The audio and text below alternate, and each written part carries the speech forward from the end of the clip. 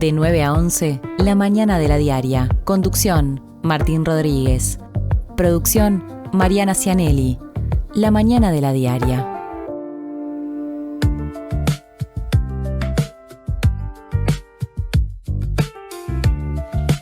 ¿Cómo no empezar con ganas un programa en viernes con esta jornada preciosa que tenemos en Montevideo? Le robo a Alejandro Ferreiro eso de las ganas de hacer radio en este contexto, con un día así, aparte sabiendo que estamos cerca del descanso, por lo menos que nos toca a quienes tenemos jornadas que se organizan de lunes a viernes. Así empieza La Mañana de la Diaria, justamente hoy en este día tan lindo y con Mariana Cianelli ya pronta en la mesa para encarar un programa que en un ratito tendrá ya al aire como siempre la primera entrevista, pero antes, qué sé yo, tiempo para el chiveo, para el repaso de la portada, para todo lo que hacemos en cada comienzo. ¿Cómo te va, Mari? Muy bien, muy buenos días. Un día espectacular y todo indica que el fin de semana también va a estar lindo, no me quiero adelantar. Pero la verdad que muy lindo poder cerrar así este viernes. Sí, va a estar lindo el fin de semana. Yo estoy chusmeando la web de Inumet. Dicho sea de paso, hoy pudimos alinear las estaciones meteorológicas, no ya los chakras, pero sí las estaciones meteorológicas, porque durante muchos días estuvimos leyendo cualquier cosa. Vamos a decir las cosas como son. Vamos a decir la verdad.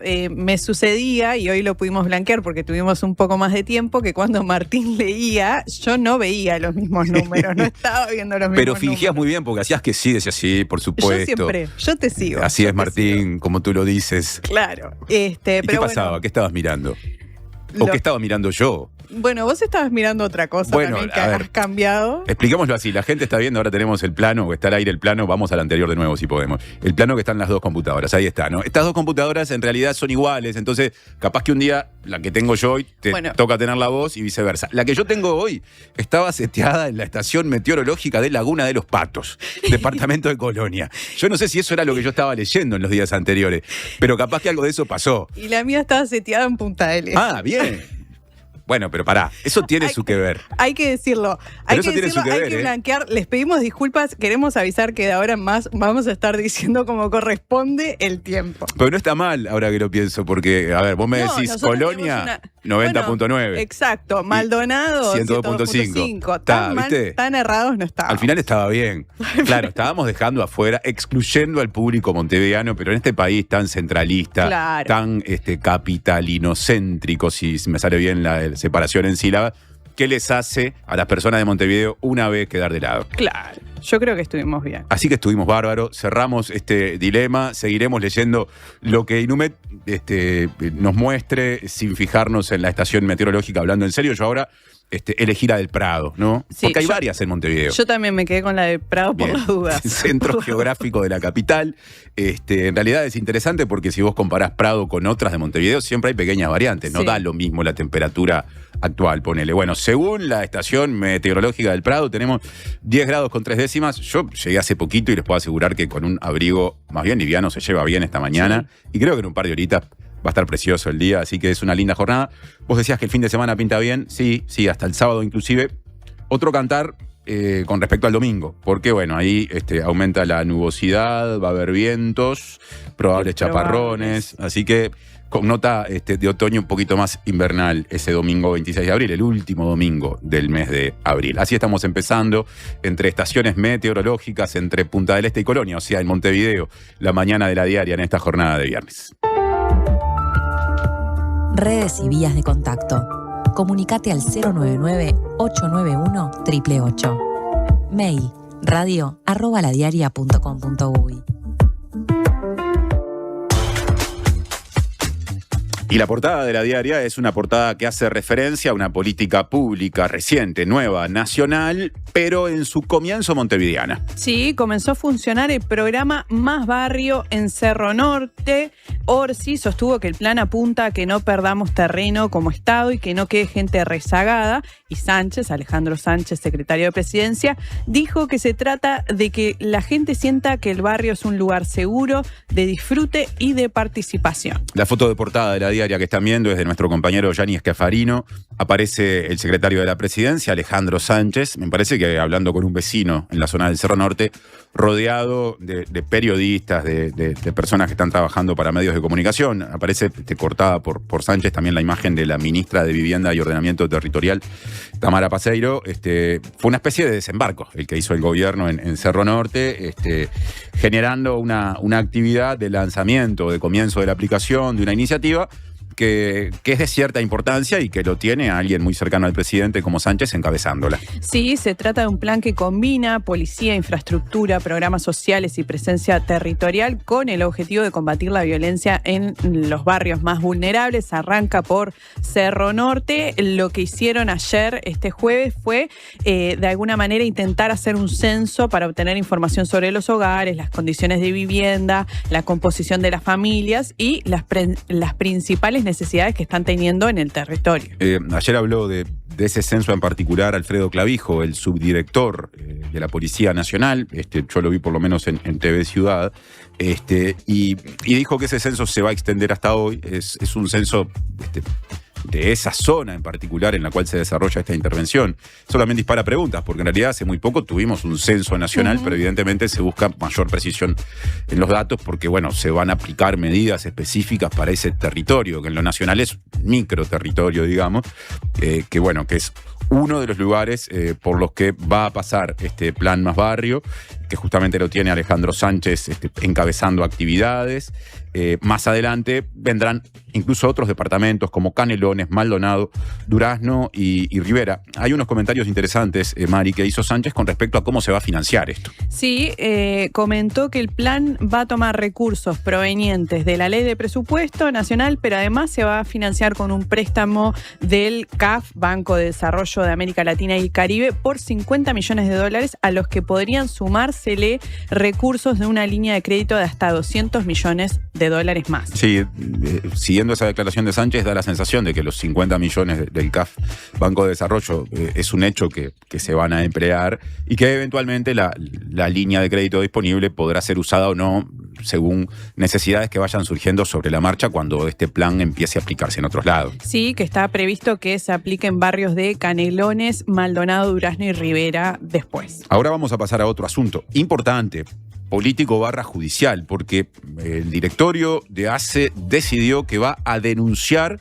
a una serie de jerarcas del gobierno anterior, entre ellos el expresidente de ACE, Leonardo Cipriani. Sí, el directorio resolvió denunciar a Cipriani y a otros 4 jerarcas, inicialmente integrantes del directorio, luego de que concluyera una investigación administrativa que constató irregularidades en la gestión de SAME 105 entre 2022 y 2024, entre otras cosas que se investigaron. Este tema nosotros lo conversamos con el actual presidente de ACE, con Álvaro Danza, cuando nos visitó hace capaz que un mes o de repente un poquito más, y en aquel momento estaba ya muy cerca, por lo que nos dijo Danza, de llegar este proceso de analizar los datos vinculados a las investigaciones administrativas a conclusiones que permitieran tomar otra decisión. Bueno, esa decisión se tomó y es ir por una denuncia, y esto es muy pesado políticamente porque, bueno, es una denuncia que presenta autoridades del actual gobierno que apunta a autoridades del gobierno anterior. Sí, me faltó comentar que esta información la dio inicialmente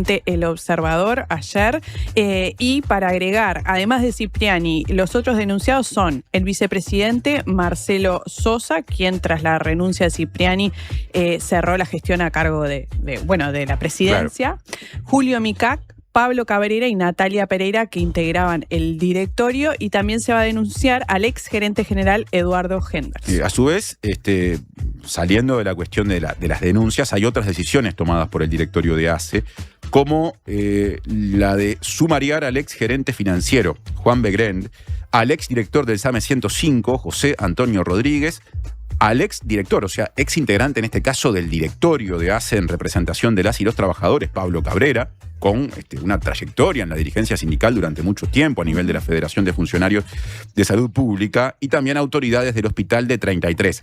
Así que, por un lado, denuncias, ¿no? Esto es de la órbita penal, digamos, y por otro, sanciones administrativas, digamos, o sumarios en este caso en realidad, a personas que tienen un vínculo funcional con ACE. En el caso de Pablo Cabrera, por nombrar uno, es funcionario justamente en la institución, más allá de que integró el directorio en representación de las y los trabajadores en el periodo pasado. Sí, y para dar un poco más de detalle de qué se constató en esas investigaciones y por qué abarca, digamos, SAME 105, pero también otras contrataciones, y mencionábamos también al Hospital de 33, entre otros. Bueno, la investigación administrativa señala que no hubo procedimiento competitivo y que la empresa privada de traslados ITHG, constituida en el anterior periodo, recibió 96,4% del gasto de SAME 105.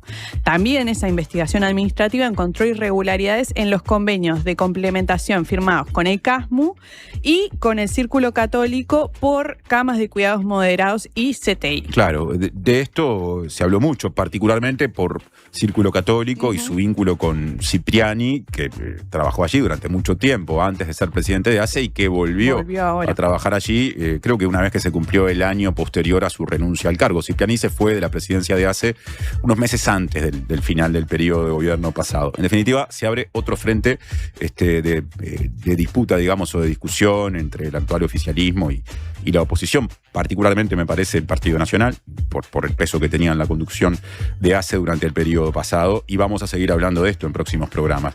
Pasando a otro tema, el ministro de Economía y Finanzas, Gabriel Odone, afirmó que si se aplicara la recomendación que se incluiría en el documento final del diálogo social, que apunta a recortar las funciones de las AFAP, las administradoras de fondos van a seguir existiendo, aunque la relación con las y los afiliados va a pasar a ser distinta.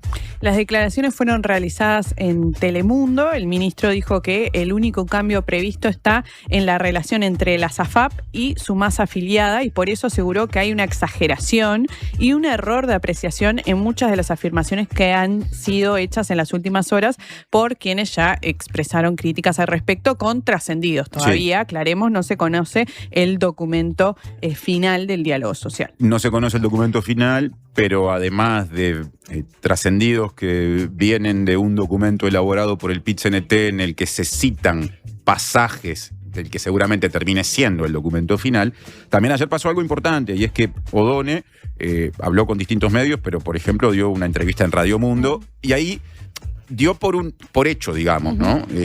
Eso que se maneja como un trascendido. Entonces, efectivamente, en el gobierno ya saben que con respecto a las AFAPs habrá una propuesta en línea con esto que se está discutiendo, lo que valida la discusión, porque en definitiva, aunque sea con antelación, que lo estamos manejando ahora, en 3-4 días esto va a estar escrito, va a ser un hecho, y bueno, formalmente la ciudadanía se enterará por esa vía, pero ya está instalada la discusión. Entonces, partiendo de esto, Odone recomendó esperar justamente a la semana que viene, al día de la presentación del documento, aseguró que las AFAP van a seguir existiendo, hizo énfasis en que hay un acuerdo entre las delegaciones políticas y sociales que participaron de este diálogo social sobre protección y seguridad social en cuanto a mantener un pilar de capitalización de cuentas individuales. Acá lo que Odone plantea es, está bien, va a cambiar algo vinculado al funcionamiento de las AFAP, hay una función que la dejarán o la dejarían de cumplir si esto pasara a ser proyecto de ley y se aprobara en el Parlamento. Exacto. Eso hay que verlo, ¿no?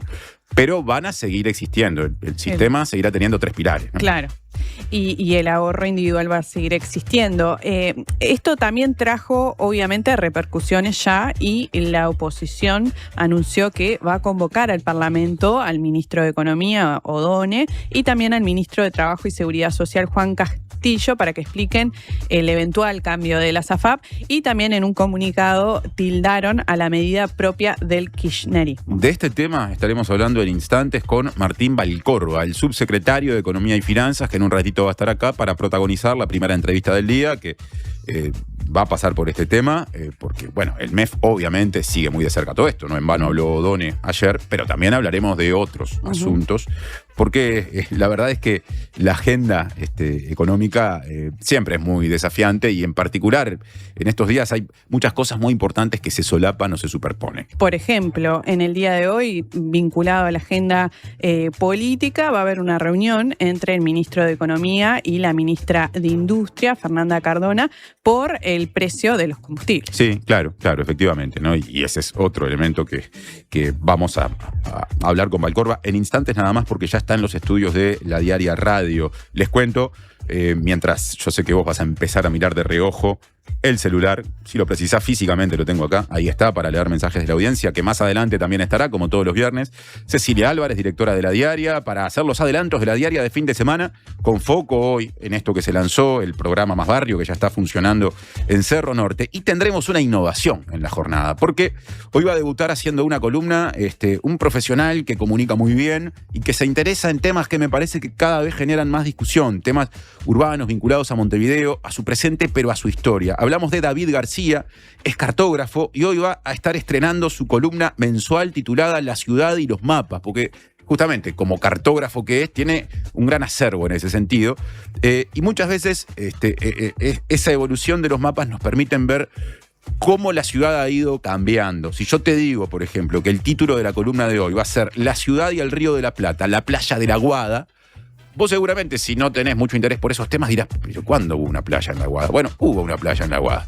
Los mapas lo muestran y David lo va a estar contando en una columna que aparte va a acompañar siempre lo que David exprese una vez por mes, con músicas alusivas a las distintas zonas de la ciudad por las que él va a pasar partiendo de esos mapas. Qué lindo, qué ganas de que llegue esa columna. Y pasando a los mensajes que nos llegan de la audiencia, nos cuenta una oyente, Mónica, que hoy se celebra el Día de los Municipios de América. Es cierto, tiene razón, así que bueno, le mando un gran abrazo sobre todo a mis compañeros y compañeras en TV Ciudad, que en condición de municipales hoy están disfrutando de una jornada libre, pero claro, es algo con alcance internacional y a todo el país, por supuesto, no hay solo municipios. El término viene de cuando en Uruguay se le decía municipio a la intendencia. Ahora tenemos las intendencias y además los municipios, pero todas las personas que allí trabajan o que trabajamos, aunque tengamos otros vínculos, estamos involucradas. ¿Tiempo de pausa? Sí. Y viene Martín Valcorba para la primera entrevista del día.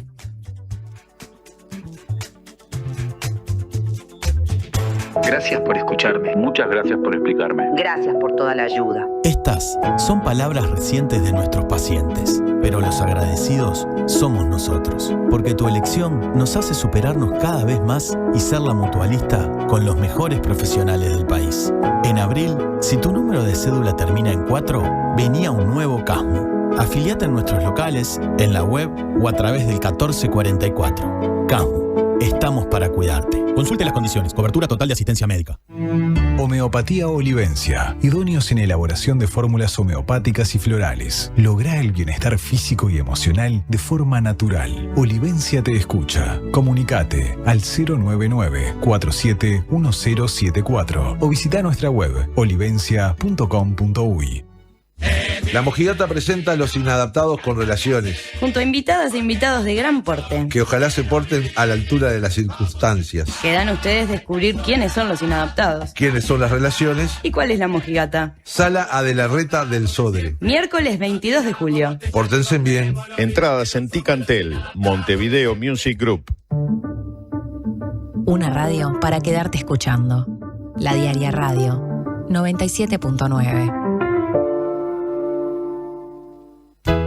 ¿Usted sabe por qué nos siguen eligiendo?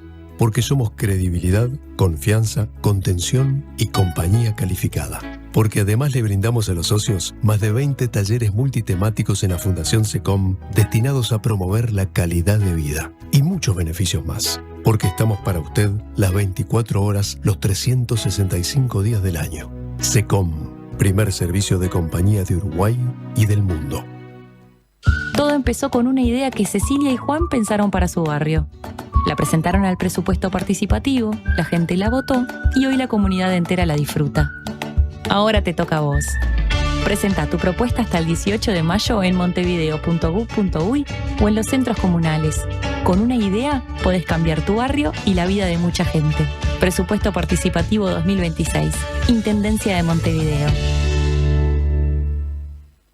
Otoño en la Zabala. En mayo, un nuevo ciclo de teatro en la sala Zabala Muniz del Teatro Solís. Margaritas en el mar, de Rosana Mutarelli. Versión y dirección, Sergio Luján. Cassandra, texto de Sergio Blanco. Dirección de Roxana Blanco. Animales de Dios, dramaturgia de Marianela Morena y Florencia Caballero Bianchi. Reykjavik, de Juan Mayorga. Dirección de Mariana Weinstein. Otoño en la Zabala. Historias con las que construimos pasado y presente. Entradas en venta en Ticantel y boletería del teatro. Presenta Universidad Católica del Uruguay. Creamos futuros.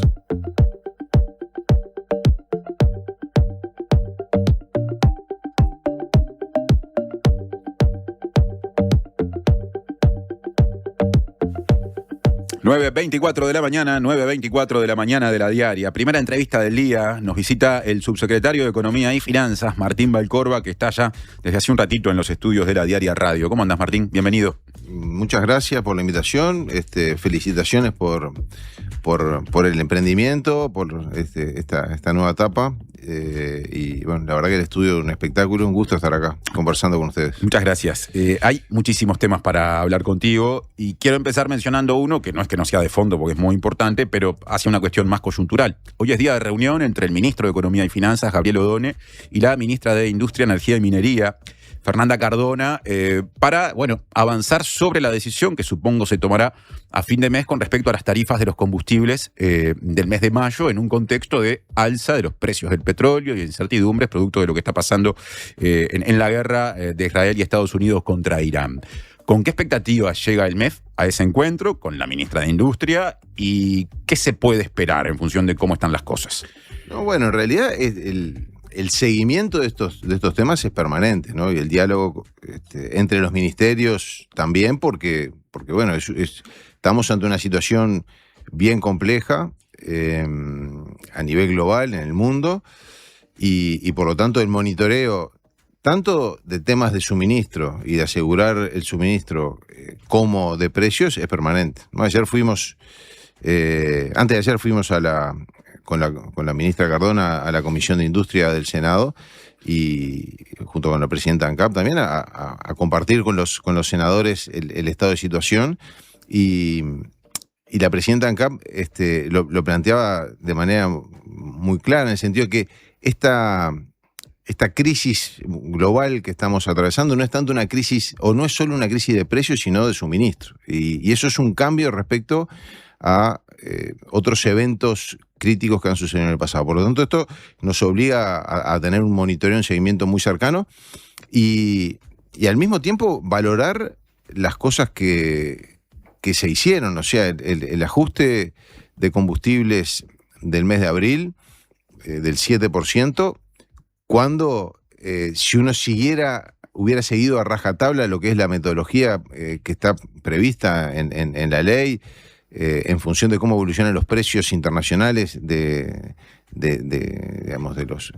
no del petróleo, sino de los productos ya procesados, hubiera indicado, en particular en el caso del gasoil, un aumento del orden del 40%. Entonces, realmente lo que desde el gobierno se ha hecho es amortiguar los impactos negativos que este conflicto está generando en todo el mundo, además de otras medidas paliativas para los sectores productivos, en particular para el sector agropecuario, pero digamos, a nivel tanto de la actividad productiva como del bolsillo de la gente, realmente el no haber trasladado todo el aumento que hubiera correspondido de acuerdo a la marcha de los precios internacionales, es realmente una acción de política muy importante y bueno, de cara al mes de mayo y seguramente, digamos, ajuste en el precio de los combustibles va a existir porque un aumento va a haber. No solo venimos con el rezago del mes anterior, sino que los precios han seguido aumentando, ¿no? Entonces, bueno. ¿De cuánto fue el salto en este mes?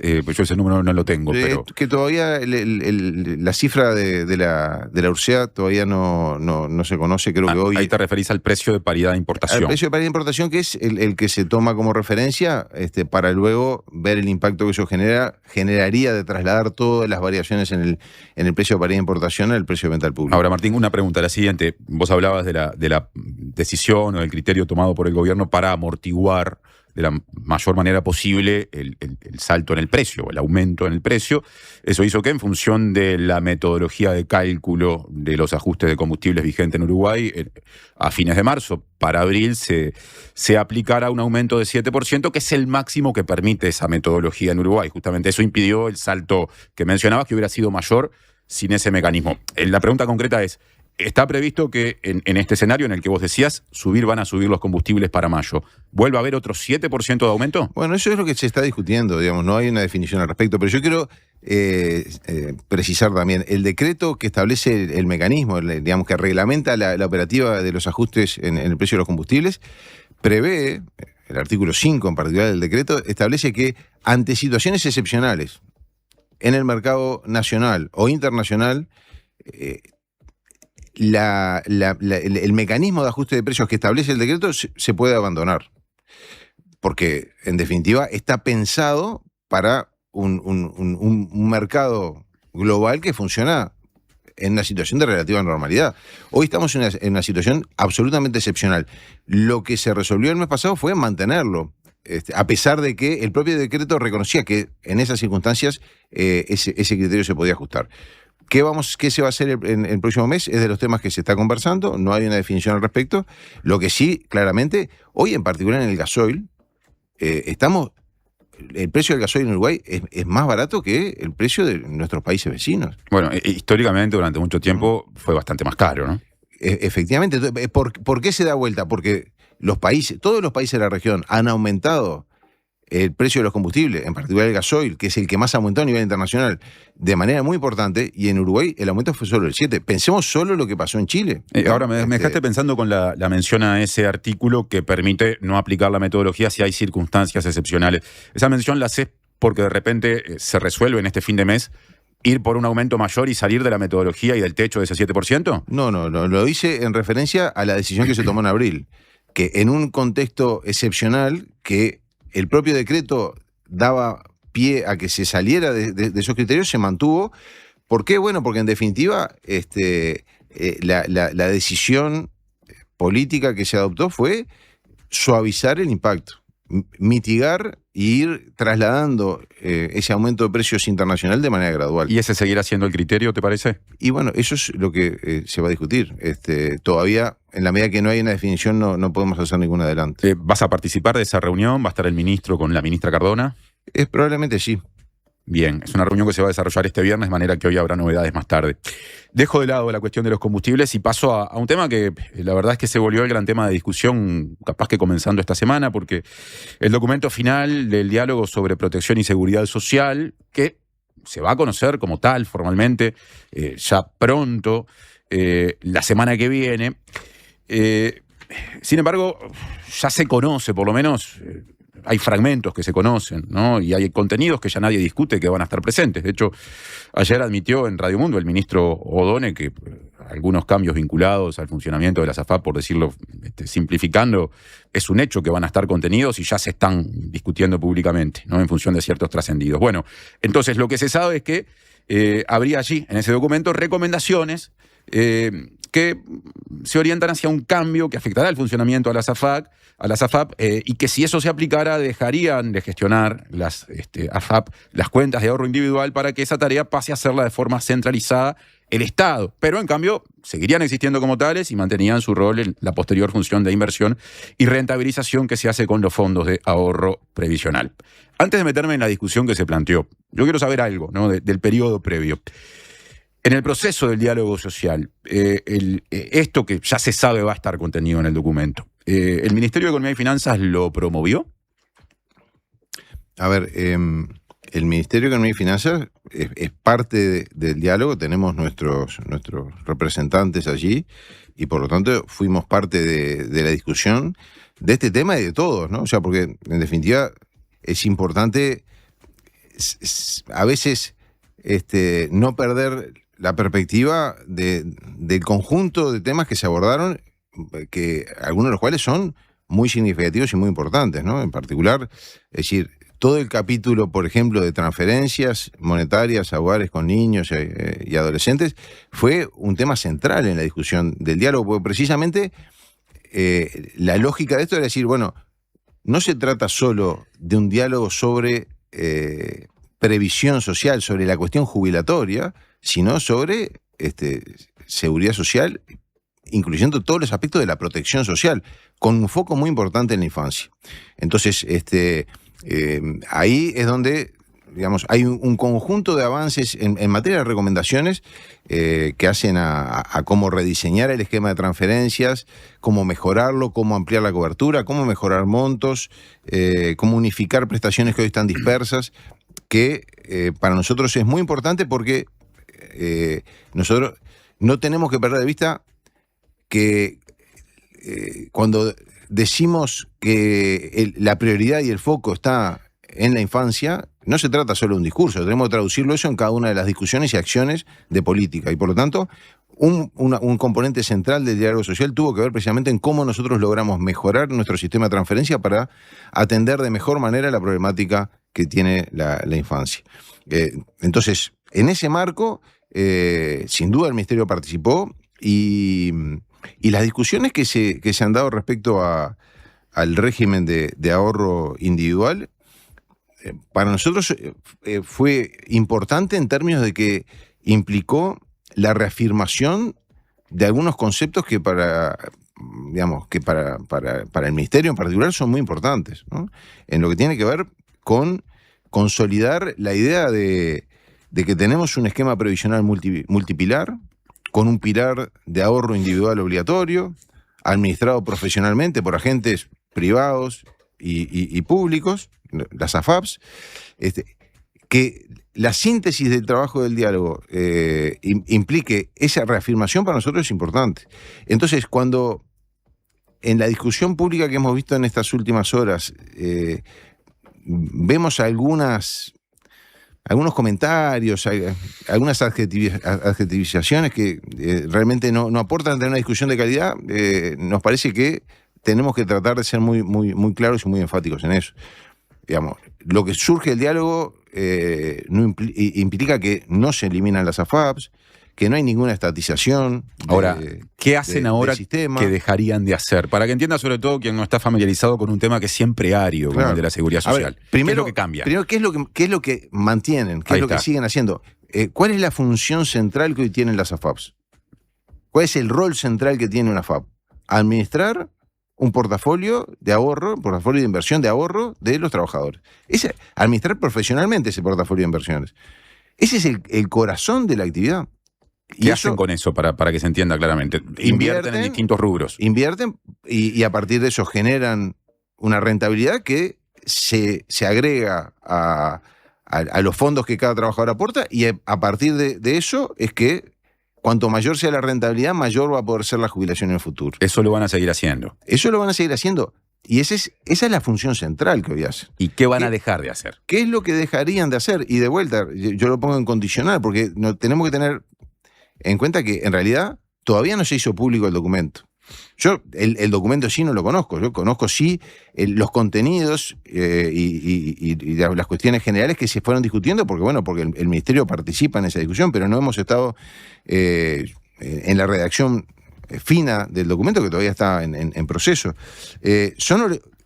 Los acuerdos son orientaciones de carácter general, que luego el Poder Ejecutivo es un insumo para el Poder Ejecutivo para ordenar prioridades, y en definitiva después el Poder Ejecutivo definirá cómo se van a ir procesando ciertos cambios, a qué velocidad, qué prioridades, con qué ritmo. Entonces, esa es un poco la idea. ¿Qué cosas cambiarían? Esencialmente el vínculo de cada trabajador con la FAP, la actividad comercial. ¿Por qué? Bueno, porque en definitiva esto tiene que ver también con algunas ideas que hay bastante evidencia de trabajos que a nivel de la academia se han hecho, no solo en Uruguay, sino en el mundo, de que el sistema tal como funciona hoy tiene fallas, ¿no? O sea, esa idea de que las AFAP compiten, que la gente elige en función de esa competencia, en función de menores comisiones o mayores rentabilidades, o una evaluación del riesgo que asume la AFAP al administrar ese portafolio, la realidad demuestra que eso no funciona. Y de hecho, digamos, por ejemplo, cuando creo que fue en el año 2018, se aprobó una ley que redujo de manera sustancial las comisiones. ¿Por qué? ¿Por qué hubo que aprobar una ley para reducir las comisiones? Bueno, porque efectivamente la competencia en el mercado no funcionaba. Porque si hubiera funcionado, hubiera llevado a las comisiones a niveles razonables. La comisión es lo que cada FAP le cobra a cada persona, clienta, digamos, que vierte sus aportes efectivamente en esa FAP. ¿De eso hablamos? Es lo que se le saca del aporte que hace el trabajador por la administración de sus fondos. Entonces, ahí está. ¿De qué depende la jubilación que en un futuro este sistema de ahorro individual le va a dar a cada trabajador? De la comisión y de la rentabilidad, además de los aportes que cada uno hace. Cuanto menor la comisión, mayor la jubilación. Cuanto mayor la rentabilidad, mayor la jubilación. Entonces, una demostración clara de que el sistema tiene problemas, digamos, en cuanto a la organización del mercado, a la competencia y demás, es que los niveles de comisiones serán extraordinariamente elevado. Y hubo una ley que la aprobó todo el sistema político, en el cual se bajó de manera significativa la comisión. Entonces, ¿en qué nivel están hoy las comisiones? Para tener una idea del número. No tengo el número en la cabeza. Pero digamos, hubo una reducción muy importante y también un proceso liderado por República FAP, que es la que tiene la comisión más baja. Entonces, ¿a qué voy con esto? Es que respetando y manteniendo lo que es la esencia del sistema, ¿no? Que es que tenemos un pilar de ahorro individual obligatorio administrado por agentes profesionalmente, manteniendo esas bases, uno tiene que tratar de ir mejorando cómo se diseña y se organiza el sistema para que el sistema redunde en mejores jubilaciones para los trabajadores al momento del retiro. Ahora, me interesa, Martín, precisar cuáles podrían ser o cómo podría funcionar ese mecanismo o esa fórmula alternativa a lo que hoy todavía siguen haciendo en esa primera etapa de un proceso que es complejo, las AFAP. Ahí se habla de que ese lugar podría pasar a ocuparlo un organismo público que centralizaría la recepción de todos, de ese dinero, digamos, y saldrían de esa etapa estas administradoras de fondos de ahorro particular, o sea, de las personas. Ese organismo sería un organismo ya existente, pienso en el Banco de Previsión Social, debería generarse una institucionalidad nueva. ¿Qué se puede saber o qué mirada tiene el MEF a propósito de eso? Sí, lo que pasa es que eso ya es la etapa de detalles de implementación, que es la que se abre luego de que se cierre esta etapa del diálogo con la presentación de las conclusiones a las que se arribó, que va a ser el próximo martes. Es decir, no hemos entrado en ese nivel de detalle de discusión. Sí hay experiencias en otros países, por ejemplo, de formas alternativas de organización, que son referencias que uno puede analizar y decir, ¿qué cosa de lo que opera en otros países uno puede adaptar para el caso de Uruguay? Son de los temas más de aterrizaje de estos criterios generales que, digamos, es la próxima etapa. Pero, por ejemplo, hay países en los cuales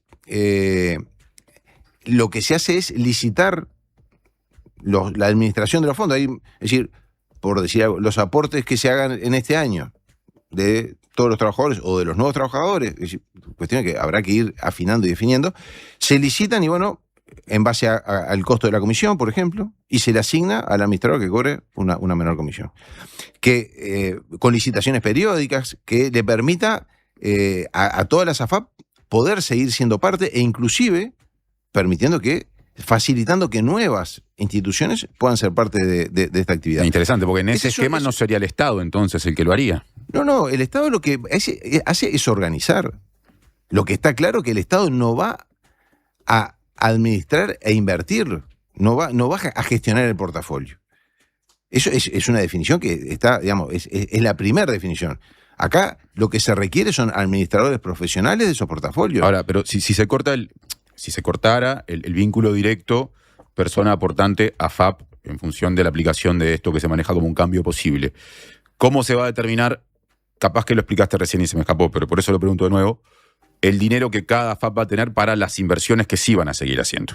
Y bueno, si se fuera por el lado de este mecanismo de licitación, que son de eso, acá yo estoy simplemente haciendo comentarios respecto a experiencias que hay en otros países, porque no hemos entrado aún en la discusión de cómo se aterrizan estos criterios y estas orientaciones generales en lo que va a terminar siendo un proyecto de ley que luego se remitirá y el Parlamento lo discutirá, lo cambiará, lo aprobará o no. Pero es lo de la licitación que mencionabas entonces. Y la licitación digamos, hay países como Chile en el cual lo que hay es un organismo que centraliza los aportes y los licita, y entonces hay una FAP que hace una oferta y dice, bueno, yo voy por administrar el próximo año este fondo o una parte de estos fondos, voy a cobrar una comisión de tanto. Esta otra, y se termina seleccionando, por ejemplo, quien ofrezca una menor comisión. Y lo que hace es, administra esos fondos, digamos, de manera profesional y al X tiempo, 6 meses, ¿no? Hay una nueva licitación, o sea, hay un periodo recurrente de mecanismos competitivos para seleccionar administradores profesionales de forma tal de optimizar reduciendo comisiones y mejorando la rentabilidad que se genera. Ahora voy a la punta, al final de ese proceso. ¿Por qué las inversiones las tienen que realizar AFAPs? ¿Por qué eso no lo puede hacer directamente el Estado? Eso que las AFAPs seguirán haciendo. Bueno, porque ahí sí hay una cuestión que es un criterio central y es, digamos, se requiere un expertise en la gestión de los portafolios de inversión. O sea, invertir en este mundo cada vez más sofisticado, cada vez sujeto a mayor incertidumbre, requiere un manejo muy profesional. Existe una FAP pública especializada en eso, es República FAP. Existen las FAP privadas que se han especializado en eso. Esa lógica va a seguir existiendo. Lo que acá tiene que existir es agentes que lo administren los portafolios de manera profesional y al mismo tiempo que compitan. Porque en esa competencia es que vamos a estar generando mejores condiciones para los trabajadores y esas mejores condiciones se van a traducir en mejores jubilaciones futuras. Por lo tanto, eso está en el corazón. Por eso nosotros insistimos en que no se eliminan las AFAPs, que no se elimina el ahorro individual, que se blinda el ahorro para que tenga como destino exclusivo los fines previsionales y no otro uso, que no se estatiza el sistema, porque en definitiva, digamos, si la discusión la encaramos por esos lados, lo único que hacemos es, dar una discusión de tan mala calidad que no logramos avanzar en nada, porque nada de eso es lo que hoy está planteado. Estamos hablando no es correcto, no es cierto que lo que esté planteado a partir de los acuerdos del diálogo vayan en esa dirección. Estamos hablando con Martín Valcorba, el subsecretario de Economía y Finanzas. Hacemos una brevísima pausa y venimos para la segunda parte de la entrevista. Presentó Universidad Católica del Uruguay. Creamos futuros. ¿Qué es mejor? ¿La hamburguesa o el choripán? ¿La Rambla o el parque? Nosotros no sabemos. Lo que sí sabemos es que para cobrar tu sueldo, mejor en tu banco. Es mejor porque abrís tu cuenta 100% online y porque tenés la nueva tarjeta internacional Bro Recompensa Mastercard Débito. También es mejor porque tenés adelanto de sueldo sin intereses. Y es mejor porque tenés la seguridad y confianza de siempre en el banco de siempre. Abrí tu cuenta sueldo a través de eBrow. Te lo repito, tu sueldo mejor en tu banco. Banco República, nuestro banco país. Infórmese sobre la garantía de depósitos en su institución de intermediación financiera o en www.copap.org.uy o vía infocopap@copap.org.uy. ¿Sabías que en Uruguay hay más de 500 especies de aves? Podés encontrarlas todas en la Guía de Aves del Uruguay de Gabriel Rocha, un libro que incluye fotografías y códigos QR con videos y cantos de cada especie para conocerlas en profundidad. Pedí Aves del Uruguay en todas las librerías. Ediciones de la Banda Oriental, Territorio de Libros. Redes y vías de contacto. Comunicate al 099-891-888. Mail radio@ladiaria.com.uy.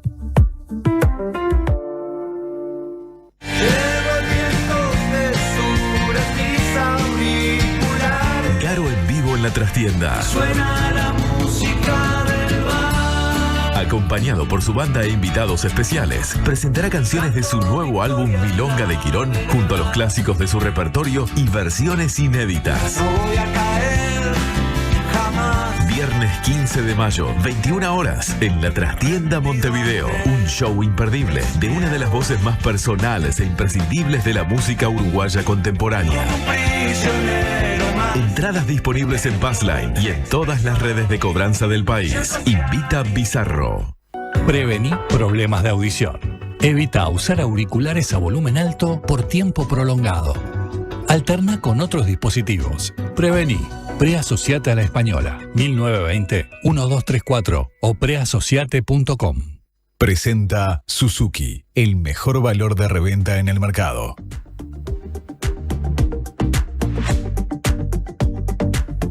Nueve horas 48 minutos de la mañana de la diaria. Antes de cambiar de asunto en esta entrevista que estamos desarrollando con Martín Valcorba, el subsecretario de Economía y Finanzas, yo quiero retomar lo que abordamos en la mayor parte del bloque anterior acerca de los eventuales cambios que habría a nivel del sistema previsional como resultado del diálogo social sobre protección y seguridad social, planteando uno de los reparos a esto que se maneja como posibilidad vinculada sobre todo a las AFAP, planteado justamente por ANAFAP, que es la Asociación Nacional de AFAP, que nuclea a las 4 empresas que desarrollan esa tarea en nuestro país, que establece que si justamente quedara de lado el vínculo directo comercial entre las personas aportantes y las AFAP, que es lo que aparentemente se está planteando como posibilidad, y eso se sustituyera por una tarea desarrollada por un organismo estatal, lo que se ahorraría en términos de esas comisiones que hoy perciben las AFAP, y ahí tienen una parte de su negocio, si se trasladara, por ejemplo, dice ANAFAP, haciendo una especie de cálculo, a jubilaciones, supondría un incremento muy magro, de menos de 1% de las pasividades. Lo que están diciendo es, el ahorro no es significativo, de manera que el argumento de que es conveniente eliminar las comisiones no es un argumento válido. Estoy simplificando lo que explica el comunicado de la Asociación de AFAP. ¿Ustedes tienen los mismos números? ¿Entienden que es atendible esa mirada? Digamos, lo que compartimos con esa mirada es que esto no implica un cambio radical, ¿no? Una modificación significativa. Lo que entendemos nosotros que tampoco, digamos, que no significa un perjuicio, significa una mejora en el margen, pero como cualquier mejora, bienvenida. O sea, acá no es que estemos dinamitando el sistema y que a partir de eso vaya a haber una transformación radical. Es manteniendo la esencia, las bases del funcionamiento del sistema, mejorar algunos aspectos en un proceso que ya empezó. Yo comentaba que, por ejemplo, el tema de comisiones, ya hubo un conjunto de decisiones que se tomaron en el pasado que implicaron cambios. Entonces, este es un proceso de mejora de un sistema que no implica, no es refundacional, no cambia radicalmente las condiciones de funcionamiento, sí implica una mejora pequeña en el margen, pero mejora al fin, y en ese sentido es que entendemos que es importante avanzar. Saliendo de la cuestión de las AFAP, un tema más que aparentemente también está ligado a ese documento, todavía en etapa de borrador. La medida que apunta a habilitar la jubilación a los 60 años, es una edad inferior a la establecida por la reforma previsional que se hizo durante el gobierno pasado, pero con incentivos para que las personas puedan eventualmente elegir trabajar más allá de los 60 años. Es decir, pero habilitar la causal jubilatoria desde esa edad, no me queda claro si para el conjunto de las y los trabajadores o para determinadas tareas. ¿El MES participó, aportó en esa posibilidad que también expresa el documento? Sí. Allí de vuelta, algunas cosas que nos parece importante dejar en claro. Lo que está previsto es ratificar y reafirmar que la edad normal de retiro es a los 65 años. Esa es como la primera gran definición. No se modifica la edad normal de retiro. Lo que sí se habilita es la posibilidad de que exista una causal de jubilación anticipada, que permitiría a las personas poder retirarse a partir de los 60 años, pero con lo que técnicamente se conoce una tasa de reemplazo menor, o sea, en definitiva, una jubilación menor de la que se obtendría si uno se mantiene en actividad hasta los 65 años, garantizando un retiro adecuado a las personas con trayectorias laborales más complicadas. Básicamente, quienes tienen menores ingresos. Pero hay un claro incentivo para mantener la actividad hasta los 65 años. Pero lo que sí se habilita es la posibilidad del retiro anticipado. Esa causal jubilatoria anticipada sería para esos sectores que están asociados a trabajo, para el conjunto de las y los trabajadores. Porque la casuística es infinita. Podemos tener desde sectores en los cuales, por la naturaleza física del trabajo, la exigencia física, es complejo seguir trabajando hasta edades más avanzadas, a situaciones de personas que eventualmente pueden perder el trabajo a los 62 años y es muy difícil reinsertarse. Personas que prefieren retirarse aún sacrificando parte del ingreso que obtendrían si se mantienen en la actividad. Por lo tanto, la idea es acá generar una herramienta general manteniendo incentivos claros a la permanencia en la actividad hasta los 65 años y con un elemento que es clave para el Ministerio, y es que estos cambios no alteran la trayectoria del gasto previsto en lo que es el régimen actualmente vigente. Porque eso es un elemento central, es decir, la sostenibilidad del sistema es un elemento clave. Porque, digamos, si nosotros no tenemos un sistema de seguridad social sostenible en el tiempo, en definitiva, no estamos logrando concretar lo que es el objetivo central y que es asegurar los derechos para las futuras generaciones. Entonces, esa mirada de sostenibilidad intertemporal hace a la solidaridad intergeneracional y a ese cuidado que tenemos que tener de que las prestaciones que hoy estamos abonando puedan ser sostenibles en el tiempo, porque si no estaríamos cometiendo también alguna injusticia en términos intergeneracionales. Cambiando de tema, cuando empezamos la entrevista y abordamos las decisiones cercanas con respecto a los combustibles, surgió la cuestión de la incertidumbre a nivel internacional. Eso también incide en las cifras de crecimiento. Uruguay creció en 2025 1,8% contra una proyección oficial que era de 2,6%, o sea, creció por debajo. Y bueno, y genera mucha expectativa saber cuál es la proyección oficial o cuál será, si es que eso no se definió, de crecimiento para este año, sobre todo por la relación entre ese elemento y lo que después en términos presupuestales se disponga para ejecutar distintas políticas públicas. Yendo al crecimiento de este año, ¿cuál es la cifra esperada? ¿En qué etapa está el proceso de determinar esa cifra o esa expectativa, si es que ya no se terminó de realizar ese trabajo? Sí, estamos en una situación de mucha incertidumbre y volatilidad y por lo tanto va a depender mucho, no solo de lo que le suceda a la economía uruguaya, sino a la economía mundial. Va a depender mucho de cómo evolucione el conflicto actualmente en curso entre Estados Unidos y Israel y Irán. Y todo el conflicto en Medio Oriente en general, ¿no? Porque no es lo mismo una situación conflictiva que se resuelva en un horizonte relativamente corto, pongámosle 3, 4, 5 meses, a algo que implique una afectación de mayor duración.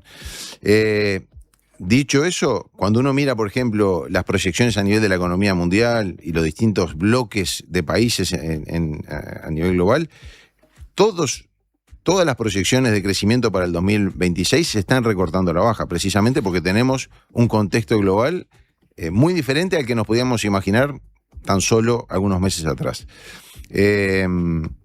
Entonces, efectivamente, nosotros estamos previendo que la economía uruguaya va a crecer menos de lo que teníamos previsto en el presupuesto. En el presupuesto para el 2026 teníamos una previsión de crecimiento del 2,2%. Hoy,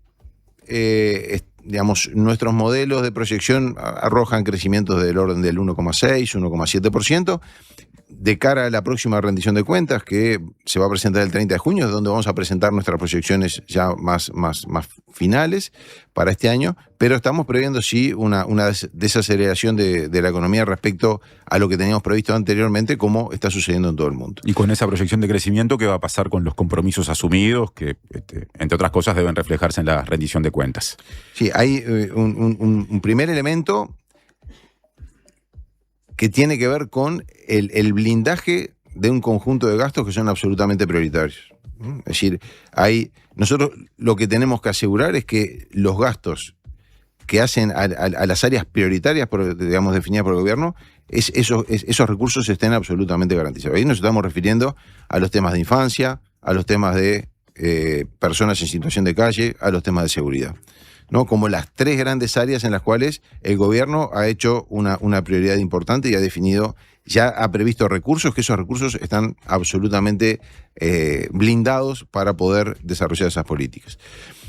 Nosotros ya en el 2025 tuvimos que hacer una gestión activa del gasto. ¿Por qué? Bueno, porque, como señalabas tú en la pregunta, es decir, nosotros teníamos una previsión de crecimiento del 2,6%, la economía terminó creciendo en el orden del 1,8%, producto de que todas las economías de la región se desaceleraron en el segundo semestre, absolutamente todas, pero también nosotros tuvimos algún fenómeno particular, propio, específico de Uruguay, como fue digamos, la afectación de la boya petrolera y por lo tanto la parada de la refinería de ANCAP, las paradas técnicas en las plantas de celulosa por temas de mantenimiento y la sequía, todos elementos que contribuyeron también a que nuestra economía creciera un poco menos. Pero en ese marco de menor crecimiento, en el 2025, y por lo tanto de menor recaudación también, digamos, el cierre fiscal del año implicó el cumplimiento de absolutamente todas las metas que se habían planteado, en lo que tiene que ver con el tope del endeudamiento, en lo que tiene que ver con el resultado fiscal estructural y también con la proyección del resultado fiscal observado. ¿Por qué con menor recaudación se logró cumplir con esas metas? No se hizo aumentando la deuda flotante, o sea, postergando pagos, como sucedió en el 2024. Al contrario, la deuda flotante se redujo. No todo lo que hubiéramos querido, pero se redujo. Se hizo con una gestión activa del gasto, con un criterio quirúrgico. O sea, acá uno puede caricaturizar las opciones de política que uno muchas veces están en discusión entre la opción de la motosierra, el hacha, o la opción quirúrgica. Claramente, la opción de la motosierra no fue el camino recorrido por el gobierno para tener en cuenta esa menor recaudación, esos menores ingresos públicos del 2025. Entre otras cosas porque ha quedado demostrado en la historia que esos mecanismos terminan fallando, terminan siendo transitorios, luego se revierten y además generan resultados que generan muchos problemas. Sí, la opción quirúrgica. ¿Y qué implica la opción quirúrgica? Es decir, no el Ministerio de Economía, porque nosotros desde lejos es muy difícil entrar en la gestión cotidiana, sino cada uno de los ministerios realizó una gestión de sus gastos, priorizando y evitando algunos gastos que se podían evitar. Y esto es muy importante porque a nivel de todo el gabinete de gobierno hay una conciencia muy clara de las restricciones fiscales que tenemos y por lo tanto un compromiso muy firme en hacer un esfuerzo muy grande por gestionar mejor el gasto para obtener los resultados esperados, pero generando ahorros que nos permitan mantener lo que es una trayectoria fiscal en la hoja de ruta definida en el presupuesto. El presupuesto definido para 2026, 140 millones de dólares de gastos incrementales por encima de la línea de base, y establecía un sistema de crecimiento de los incrementos, quiero decir, en la ejecución presupuestal progresivo, escalonado a 2029, que en ese esquema hubiera tenido o tendría 240 millones de dólares de incremento de gasto por encima de la línea de base. ¿Va a ser posible sostener eso? Bueno, nosotros estamos, repito, trabajando para proteger lo que son las áreas prioritarias. De hecho, el nivel de gasto del 2025 fue un poco menor al que teníamos previsto. Por eso que cumplimos con las metas fiscales a pesar de tener menor ingreso. Ahora, de esa respuesta interpreto que eso del horizonte de 240 millones incrementales al 29 es difícil alcanzarlo. Las partidas incrementales que están aprobadas, que están orientadas a las áreas prioritarias, naturalmente se van a mantener. Ahora, cuando hablamos de gestión activa del gasto, ¿a qué vamos? Es que, en realidad, el grueso del presupuesto no está en las partidas incrementales. Es decir, el presupuesto nacional, la plata que disponen los ministerios, lo incremental que se vota en cada presupuesto, en cada rendición de cuentas, es pequeño respecto al presupuesto que ya se dispone. Entonces, lo que se asignó de manera incremental, que atiende a las áreas prioritarias, está absolutamente fuera de discusión. Y lo que atendía a otras cosas puede que se corte. Lo que es necesario es gestionar mejor todo el presupuesto que cada organismo tiene. ¿Para qué? Para poder generar ahorros que nos permitan cumplir con esas metas fiscales, porque en definitiva hace a una visión que pone foco en la importancia de la estabilidad económica. ¿Por qué? Porque hay también mucha evidencia que cuando los países se desordenan económicamente, cuando se generan situaciones de inestabilidad, eso termina afectando principalmente a los sectores más vulnerables, a los que tienen menor espalda y menor capacidad de hacer frente a un entorno un poquito más complicado. Entonces, de una lógica de izquierda, lo que uno tiene que hacer es trabajar y poner foco en la estabilidad económica como condición necesaria, no suficiente. Después viene el conjunto de políticas que sobre esa estabilidad es necesario desarrollar. Pero mantener la estabilidad es absolutamente imprescindible para defender los avances en materia de políticas sociales y mejora en las condiciones de vida de la gente. Y por eso es que, bueno, en este nuevo escenario de menor nivel de actividad, lo que tenemos que hacer es, con el compromiso de todos los distintos gestores, de todos los ministerios, de todos los organismos públicos, optimizar el gasto para poder destinar y priorizar los recursos en atender las áreas prioritarias, que es, en definitiva, el cumplir con lo que son los objetivos de gobierno trazados inicialmente en Colonia, con los anuncios que se hicieron y con las prioridades que se definieron en la ley de presupuesto. Gracias, Martín, por la visita a la mañana de la diaria. No, por favor, muchas gracias a ustedes por la invitación y a las órdenes. Nos vemos en cualquier otro momento. Tiempo de pausa. Viene Mariana en instantes para actualizar información. Se prepara Cecilia Álvarez. Tendremos estreno de columna. Nos queda mucho viernes todavía. Presentó Suzuki. Tu nuevo auto ya tiene un comprador. Se viene el invierno y en Megal queremos hacértelo más liviano. ¿Sabías que en Uruguay se vende una garrafa fabricada en Noruega que pesa la mitad que las comunes? Mejora la vida de quienes tienen que cargar con ella. Es translúcida y se puede ver cuánto gas le queda. Está hecha con un material amigable con el medio ambiente. ¿Qué estás esperando para cambiar tu vieja y pesada garrafa por una garrafa liviana de Megal? Si estás escuchando esta radio, te la cambiamos sin costo. Llama ahora al 19220 y decí la palabra clave, La Diaria Radio. Megal, innovamos con energía. Homeopatía Olivencia. Idóneos en elaboración de fórmulas homeopáticas y florales. Lográ el bienestar físico y emocional de forma natural. Olivencia te escucha. Comunicate al 099-471074 o visita nuestra web olivencia.com.uy. Tenemos una buena noticia. Si tu cédula termina en 4, podés afiliarte a Médica Uruguaya a través de FONASA.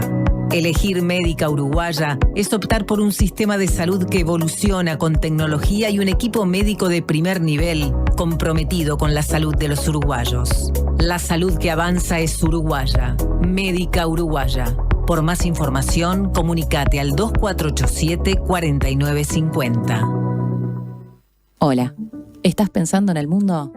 Estás bien. Estás en la Diaria Radio 97.9.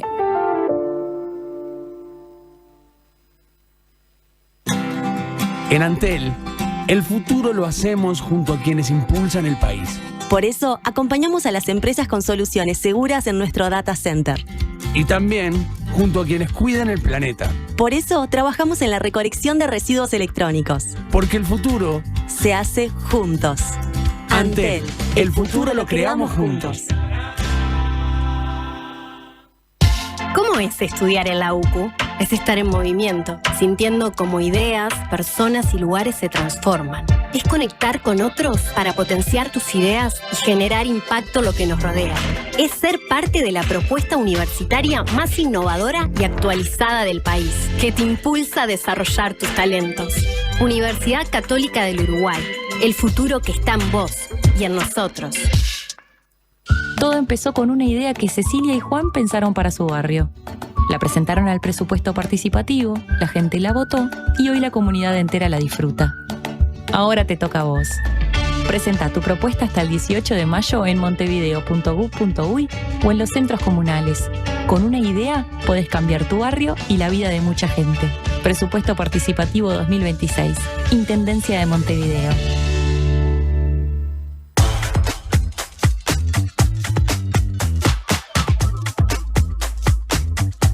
10:08 de la mañana de la diaria. Estamos corriendo de atrás el programa porque nos queda menos de una hora para mucho contenido, momento de actualización informativa, que nos lleva a lo que viene pasando en algunos centros educativos. En los últimos días fue noticia esto de las amenazas y entonces la Fiscalía investiga 8 casos puntualmente de amenazas de tiroteos que no se concretaron en centros educativos uruguayos. El fiscal de adolescentes de tercer turno, Raúl Iglesias, alcanzó un acuerdo simplificado con la defensa de uno de los adolescentes investigados por amenazas, que implicó que el adolescente asuma la responsabilidad por infracción a la ley por un delito de amenaza especialmente agravada y se dispuso su libertad asistida con medidas socioeducativas por 3 meses a cargo del INISA.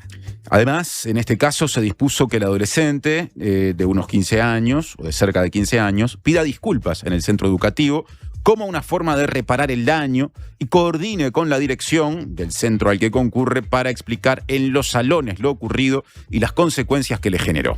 Fuentes policiales señalaron a la diaria que hasta ahora en ninguno de los casos se han encontrado elementos que impliquen un plan para llevar a cabo los tiroteos a los que se hacen referencia en los mensajes. De 9 a 11, la mañana de la diaria. Tenemos en este momento 18 grados con 5 décimas en Montevideo, según Inumet, y para ser más exactos, su estación meteorológica ubicada en el Prado de Montevideo. Muy bien, yo la tengo también situada en el Prado y se espera una máxima de 22 grados. Eso con respecto al estado del tiempo y al pronóstico. Tenemos algo más para decirles. La mañana de la diaria.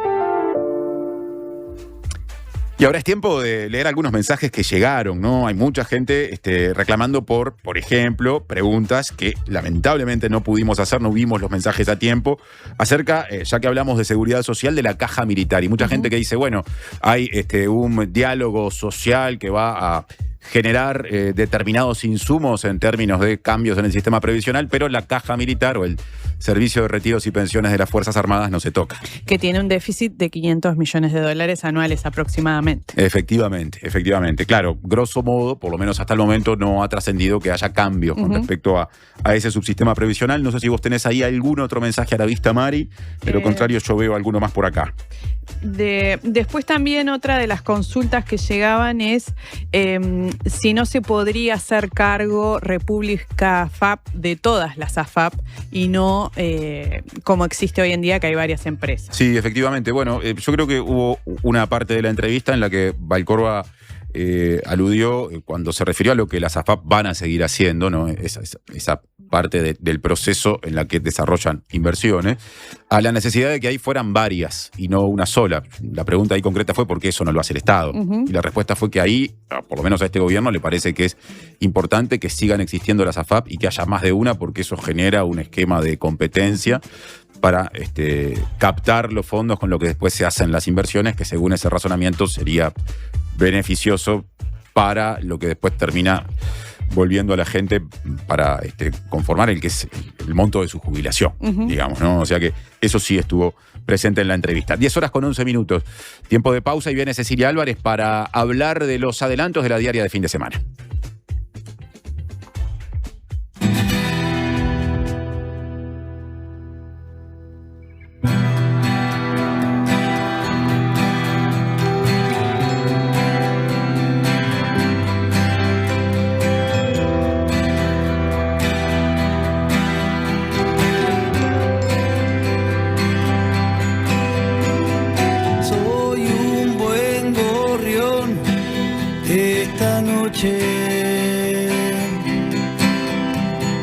Y el lugar de allá me protege.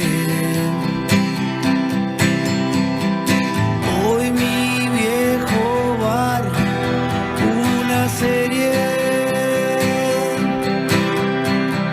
Sale el sol, aunque llueve.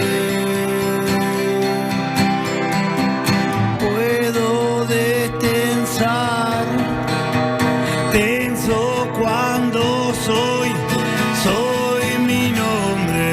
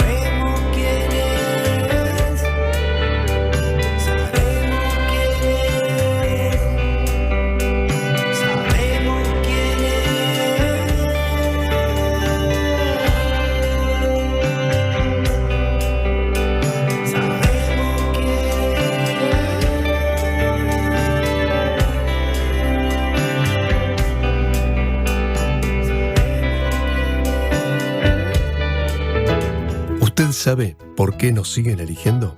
Porque somos credibilidad, confianza, contención y compañía calificada.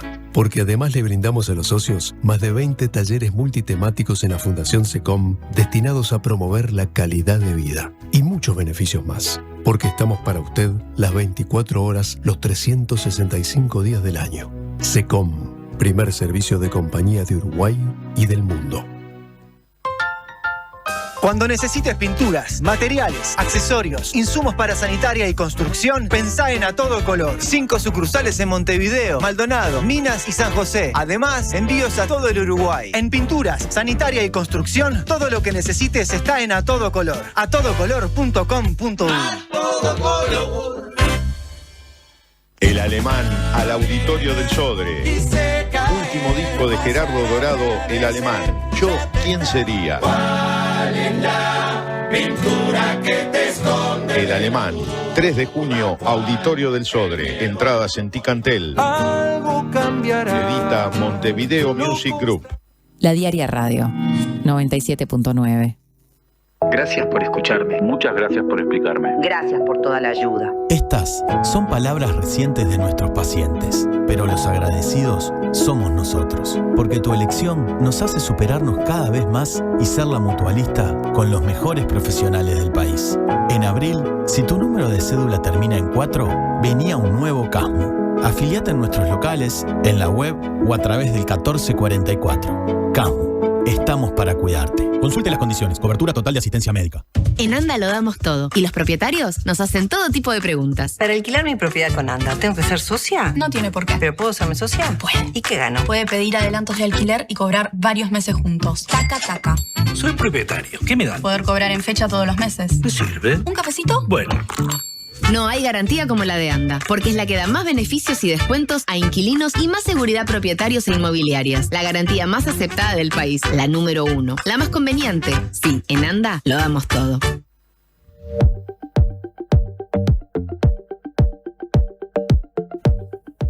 Diez 18 de la mañana de la diaria. Ya está Cecilia Álvarez en la mesa para adelantar los contenidos de la diaria de fin de semana. ¿Cómo andás, Ceci? Bien, muy bien. Precioso viernes. Precioso viernes, la verdad que sí. Que sea viernes es importante y así mejor. La diaria de fin de semana tendrá eje, ¿no? Centro en el comienzo del programa Más Barrio, pero también atenderá otras cuestiones. Sí.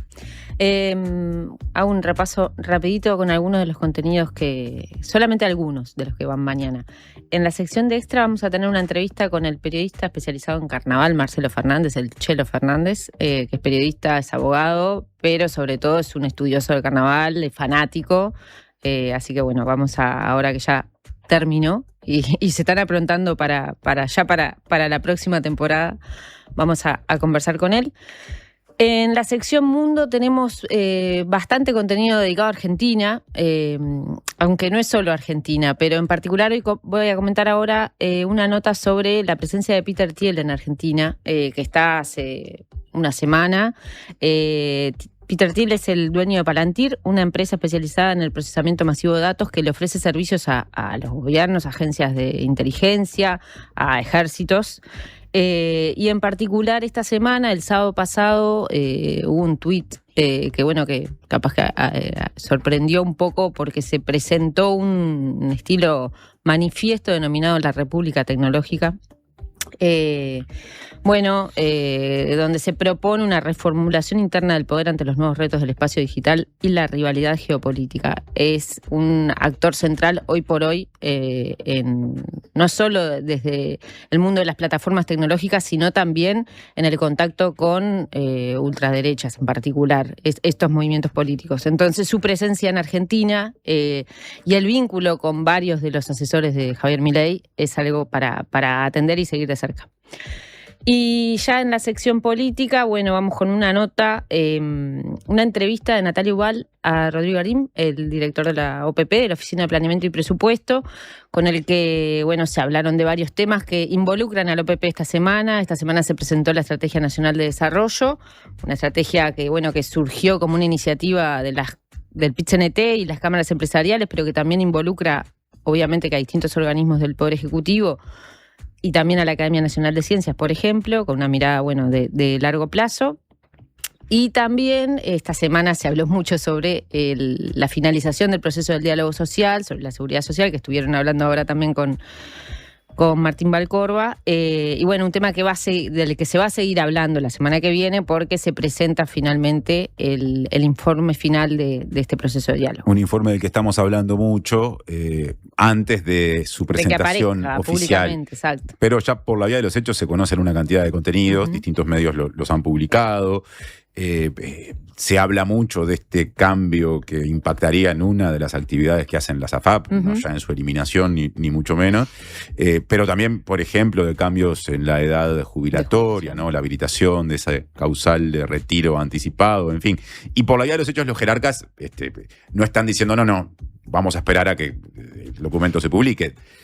Validan que los contenidos son eso, ¿no? Sí, y también de alguna manera me parece que se tuvieron que adelantarse a empezar a profundizar un poquito o adelantar algún contenido para también de alguna manera aportar a la discusión. Sí, aportar a la discusión y no porque dejar si no espacios libres, atrás. porque claro, exactamente, ¿no? Ya empezó a haber reacciones, haciendo interpretaciones. Bueno, la oposición habla de cambios kirchneristas, la asociación de AFAP ha hecho sus planteos, o por lo menos ha expresado sus críticas, entonces el gobierno terminó metiéndose antes en la discusión que lo que el cronograma inicial establecía. Porque aparte después siempre quedan las discusiones centradas en el foco inicial, bueno, una polémica inicial, y esta discusión es muy amplia, obviamente la de la seguridad social, y entre otras cosas abarca temas como transferencias monetarias a la primera infancia, que bueno, que también son parte de, bueno, temas de cuidados, que también estuvo presente esta semana el tema, que son distintos enfoques, digamos, del mismo proceso de diálogo social, y bueno, es una discusión que se va a seguir enriqueciendo, seguramente. Yo decía que el programa Más Barrio va a tener mucha presencia, o sea, la información acerca de esa iniciativa, supongo yo que con opiniones también, va a estar muy presente en la diaria de fin de semana. ¿Por dónde se va a abordar o cómo se va a abordar? Bueno, tenemos a Mariana Cianelli, compañera de este programa. La conoces, sí.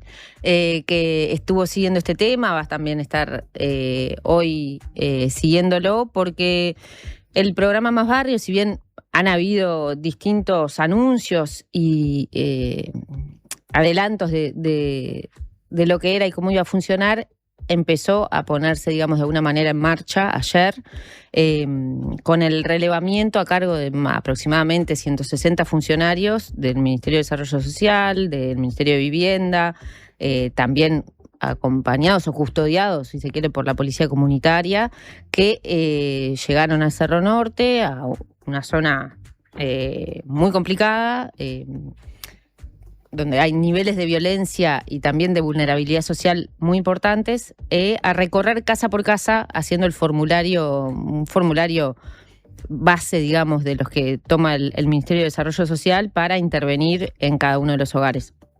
El plan se presentó como una estrategia nacional de intervención territorial integral que parte de un diagnóstico claro. Esto según un documento que presentaron el miércoles en la mesa política del FA el secretario de Presidencia, Alejandro Sánchez, acompañado de varios ministros, entre ellos Carlos Negro, Ministerio del Interior, y Paseiro de Vivienda. Parten de un diagnóstico. En determinados territorios la vida cotidiana se fue deteriorando como resultado de múltiples factores que se retroalimentan entre sí. La precariedad habitacional, el deterioro del espacio público, la fragmentación social y las dinámicas de violencia fueron configurando entornos donde la convivencia se volvió más difícil y donde la presencia del Estado en muchos casos resultó insuficiente para revertir estas condiciones. El plan, para partir de lo que se propone en los papeles, tiene tres componentes fuertes. Uno de seguridad, que tiene un objetivo, está planteado que haya un aumento de patrullaje en determinadas zonas, pero en particular tiene un objetivo de alguna manera atacar a los grupos criminales que disputan el poder del Estado en estas zonas. Eso está planteado, fue algo que en el diseño estructura, digamos, el plan en sí. Que son, bueno, disputas entre bandas criminales que después son los que generan los índices altos de violencia en homicidios, lesiones, secuestros, ese tipo de delitos, de situaciones de inseguridad. Luego tiene un componente social en lo que se prevé la llegada de servicios públicos de cercanía, todos los servicios y los programas del MIDES, pero también la articulación con organismos públicos. Ahí entra el Ministerio de Vivienda en relación a se plantea que si en caso que un barrio lo requiere, situaciones de realojo puede estar previsto, si son situaciones de refacciones puntuales puede estar previsto. También, situaciones vinculadas con ANEP, escuelas de distintas zonas, de distintos barrios, CAIF, policlínicas, ACE también está jugando, regularizaciones, por ejemplo, con UTE. Hay como una llegada de servicios públicos a nivel social, y también un tercer componente es la infraestructura, con el que se apunta, además de las situaciones en cuanto a la vivienda concretamente de los hogares, se apunta a mejorar los entornos urbanos, las calles, las veredas, la iluminación, las paradas y otros espacios públicos como plazas, canchas, recreación, ¿no? En zonas que están, como Cerro Norte, muy deterioradas desde hace mucho tiempo en ese sentido, lo cual no deja de ser, no deja de dar pie a una reflexión acerca de cómo los servicios públicos, desde la Intendencia hasta otras dependencias del Estado, a veces desatienden esos barrios. Ahora voy a hacer un comentario también sobre los antecedentes que puede tener este plan y qué cosas, en todo caso, hicieron que fallaran de alguna manera, que fueran insuficientes. Pero sí, una cosa que me parecía interesante era contar cómo se les seleccionaron estas zonas, porque en realidad el programa hizo a partir de un análisis espacial de los delitos violentos, estos que yo decía, homicidios, lesiones o secuestros, los delitos del 2023 y 2024, se identificaron zonas críticas a nivel nacional y sobre esa base se incorporaron variables vinculadas al hábitat y necesidades básicas insatisfechas. Los indicadores que esta semana también se estuvieron comentando. Y se seleccionaron 21 zonas prioritarias, de las que este año se pretende llegar a 5. En una reunión con el Congreso de Intendentes se dieron los detalles de en qué zonas es que se van a intervenir. Cerro Norte, donde se empezó ayer en Montevideo, el barrio Corfrisa en Las Piedras, en Canelones, el barrio La Higuera en Durazno, Santa Teresa o La Colina en Rivera y Maldonado Nuevo o San Antonio en Maldonado. Son las 5 zonas en las que se pretende llegar este año. Cerro Norte, en cada caso están identificados el número de hogares, los indicadores críticos que se plantean. Pero un poco lo que comentábamos al arranque, lo que está detrás del plan es la sensación de la pérdida de poder estatal en determinados territorios, que es algo que ayer explícitamente dijo el presidente Yamandu Orsi, ¿no? Fuentes con las que estuve conversando, tanto fuentes políticas como del gobierno que están involucradas en este plan, traen un concepto para explicar. A veces se habla de que el Estado se retira de determinados territorios o que hay un vacío de poder estatal y que eso lo ocupan las bandas. Lo que se refieren, digamos, en este caso, en el diseño del plan, es un concepto de gobernanza criminal que viene de la ciencia política y que es algo que se replica o que se está estudiando en distintos territorios de América Latina, distintos países de América Latina, en relación al desarrollo del crimen organizado. Que en este caso lo que se plantea no es que haya una ausencia del Estado, o por lo menos total, sino que es una presencia ineficaz, ¿no? En el que eso permite que las bandas generen un orden alternativo y asuman funciones de orden social, regulatorias. Ocupan el lugar del Estado. De alguna manera, pero en disputa, ¿no? En disputa permanente, porque no significa que las escuelas se retiren, no significa que las policlínicas no estén, pero ¿en qué se puede ver? Cosas concretas, digamos, que me comentaban que donde se ve esa disputa. Los bienes públicos debilitados, por ejemplo. Hay escuelas de la zona de Cerro Norte puntualmente. Hay una muy conocida que ha perdido 40% de su matrícula en los últimos años. La gente que puede cambia de escuela a sus niños, los que pueden se mudan, pero si no está el cambio de la escuela. Eso es producto de la violencia que rodea, digamos, ese centro educativo. A determinados escenarios, exacto. Otro ejemplo es, por ejemplo, lo decía el director de transferencias del MIDE, Juan Martín Fernández, en El Observador, una nota de esta semana en El Observador, que él planteaba que desde el MIDES, el censo del MIDES, ya hace un buen tiempo que no entra a determinadas zonas de Cerro Norte en los Palomares y que hay 120 solicitudes pendientes que no se pueden cumplir porque no se entraba. Esta situación de, el Estado con una presencia debilitada, ¿no? Mermada.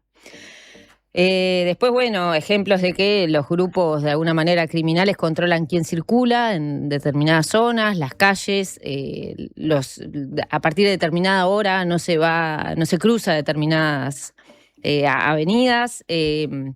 ejercen presión, esto que también comentábamos, sobre organismos como los CAIF, barriales, los centros juveniles o las escuelas, de alguna manera, para generando de alguna manera condicionamientos o un orden que parte desde la amenaza, desde que los actores involucrados tampoco sienten, digamos, la tranquilidad o la seguridad de poder denunciar ciertas situaciones. Incluso me planteaban que hay situaciones de grupos narcos que están colgados, digamos, como se llama, de servicios públicos, claro, de organismos públicos que están instalados en el territorio. Y se sabe, pero no se puede denunciar, digamos, ¿no? Que está en este nuevo orden, digamos, que instalaron, caen en esa bolsa. En el que seguramente el miedo tenga un enorme peso, ¿no? Por lo menos pensando en los vecinos y las vecinas que no denuncian. Distinto es que el Estado, que tiene otros mecanismos y está instalado, no active procedimientos administrativos que permitirían capaz que canalizar una denuncia hasta sin que se sepa el nombre del funcionario o la funcionaria que la hace, ¿no? También ahí hay cierta dejadez, por decirlo suavemente. O involucramiento también, porque, bueno, esta semana también hubo un caso de una denuncia de policías involucrados que iban a cobrar por seguridad, sí, por silencio, a bocas de pasta de base. Bien. Entonces, claro, es esto que vos decías también, de que los vecinos de alguna manera también terminan legitimando ciertas situaciones porque ante la pregunta ¿quién me da seguridad o quién me da paz? Bueno, a veces terminan explicando silencios, no denuncias, o bueno, tratar de no ver o no meterse en determinadas situaciones. Sí, hay como un concepto donde miedo y conveniencia se mezclan, ¿no? Sí, una confusión, digamos, sí, habilitada por la falta de una presencia eficaz a nivel estatal o de otras herramientas a las que acudir. Y también en esto, desde la perspectiva del vecino, está esto que se plantea y que tiene que ver de por qué no es un plan de seguridad propiamente dicho, si bien estoy hablando mucho de seguridad, pero que es más amplio, que abarca, por ejemplo, cuestiones de vivienda y sobre todo de infraestructura, que es el concepto de prevención situacional del delito. ¿Qué es esto que se hace muchas veces referencia en cuanto, por ejemplo, al rol de las intendencias y los gobiernos departamentales en la seguridad? La iluminación, los basureros, los terrenos baldíos donde crece el pasto y de repente se dan lugares a que haya posibilidades de esconderse o que sucedan, digamos, delitos, la falta de veredas, de sendas seguras donde la gente pueda transitar, las calles mal iluminadas, lo comentaba, o bueno, la posibilidad de poder bajarse del bondi y llegar hasta la casa en pocas cuadras, ¿no? De manera segura. Después, bueno, nomás también para comentar sobre la situación, esto está ocurriendo ahora en Cerro Norte, hoy al mediodía, de alguna manera se espera que se pueda terminar el relevamiento, y en Cerro Norte, en estos últimos meses, desde hace ya unos cuantos años hay un enfrentamiento entre varias bandas. Si los quisiéramos ver en dos bloques, una de las bandas son los Colorados y del otro lado hay dos bandas que se han aliado en el último tiempo, son los Salvín y los Suárez. Y tanto en las tres bandas ha habido detenciones, varias detenciones en los últimos meses. De algunas personas importantes o líderes como Luis Fernando Fernández Salvín, o el propio Betito Suárez, que fueron detenidos, también líderes de los Colorados. Sin embargo, las bandas siguen actuando y eso es lo que requiere. Porque una de las cosas que también se preguntaba, bueno, de alguna manera estas detenciones permiten que haya un poco más de tranquilidad para ingresar al barrio. Eso es algo que ha planteado las autoridades policiales. Pero, nada, para traer algunos casos, hace muy poquitos días se detuvo en el Parque Roosevelt un integrante de la banda de los Salvín y se le incautó después de una persecución, ¿no? Se lo venía siguiendo, haciendo un seguimiento, se le incautó, aparte de la camioneta Tiguan, $30.000 americanos y 3 fusiles en el vehículo. Hay poder de fuego, digamos, si se quiere, y hay mucho dinero en juego. O la semana pasada, que Fernández Salvín fue a declarar, un día antes se le hace una requisa y se le encuentra un dispositivo electrónico. Cuando él está recluido en una cárcel de máxima seguridad. A lo que voy es, bueno, siguen las bandas, digamos, de alguna manera operando. Sí, claro. Y entonces hay una tarea que es permanente y que ahora suma esta novedad. Gracias, Ceci, Bueno. por estos adelantos. Estamos llegando al redondeo. Para más datos, bueno, La Diaria mañana tempranito online o en papel en su versión de fin de semana. Bueno, me queda pendiente nomás solo comentar que la preocupación de presentar la situación, digamos, que puede estar ocurriendo a nivel barrial, pero sí también ver que este tipo de estrategia que apunta por distintas bandas a cuestiones más integrales puede ser interesante, pero que depende mucho, por un lado, del presupuesto, que fue algo que faltó, por ejemplo, para asegurar continuidad del Plan 7 Zonas, que es un antecedente claro de esta estrategia. Fue un plan piloto, se dijo que se iba a hacer de manera más integral, ese presupuesto faltó, no existió. Entonces, por un lado, la cuestión presupuestal ahora va a ser una de las claves para que este plan pueda tener éxito, y la otra es la articulación interinstitucional. Que, bueno, este programa Más Barrio tiene la novedad de que lo coordina Presidencia de la República, que eventualmente pueda hacer una salida para perder o un poco, de alguna manera, mejorar la coordinación, que a veces implica que los ministerios se focalizan solo en algo muy sectorial y no permiten una llegada más eficaz al territorio. Transversalidad, le dicen a veces. Exacto. Gracias, Ceci. Dale, muchas Hasta el gracias. viernes que viene. Pasaron los adelantos de La Diaria de fin de semana. Pausa mediante La Ciudad y los Mapas. Estreno de columna mensual con David García, que es cartógrafo y que hoy nos hablará de una playa que ya no se puede ver, pero hace 200 años se podía visitar y permitía que la gente se bañara en la bahía. ¿Qué tiempos aquellos?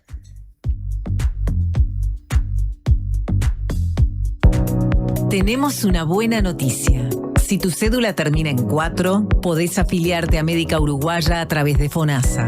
Elegir Médica Uruguaya es optar por un sistema de salud que evoluciona con tecnología y un equipo médico de primer nivel comprometido con la salud de los uruguayos. La salud que avanza es uruguaya. Médica Uruguaya. Por más información, comunicate al 2487-4950. Las estafas digitales son cada vez más frecuentes y pueden ser difíciles de detectar porque parecen reales. Prende la lamparita. Desde UTE nunca vamos a pedir contraseñas, códigos o números de tarjeta. Si te llaman, escriben o mandan links dudosos, corta, no sigas la corriente. Verificá siempre a través de los canales oficiales. Informate más en ute.com.uy. Buen día, acá Leo desde Colonia, los escucho siempre desde el laburo, gracias por la compañía todas las mañanas, y aprovecho a mandarle un saludo a mi mejor amiga Belu, que estoy esperando que me venda el Swift. Dale, Belu, dale. Cuando compras un Suzuki 0 kilómetro, los futuros compradores vienen incluidos. Lleva el tuyo vos también y asegurate la reventa. Visítanos en suzuki.com.uy o en cualquier concesionario del país. Suzuki te entiende. Nuestro periodismo hecho radio. 97.9. La Diaria Radio. La salud visual es un derecho. En Óptica Guzmán te ofrecemos precios populares y productos de calidad. Tenemos descuentos para afiliados a todos los sindicatos. Seguinos en Guzmán Óptica. Visítanos en Colonia 1457 bis, casi Barrio Zamorín, en la parada del ómnibus. Óptica Guzmán. Vení a ver. Dale, decile. Mamá. En Tigo, sabemos que un buen día siempre trae una buena sorpresa. Por eso, en este Día de la Madre, regálale un Samsung Galaxy A16 con un plan de 100 GB desde 950 pesos por mes para que disfrute de red y cobertura a donde vaya y esté siempre conectado. Encontralo en todas nuestras tiendas o en tigo.com.uy. Tigo, lo bueno pasa contigo.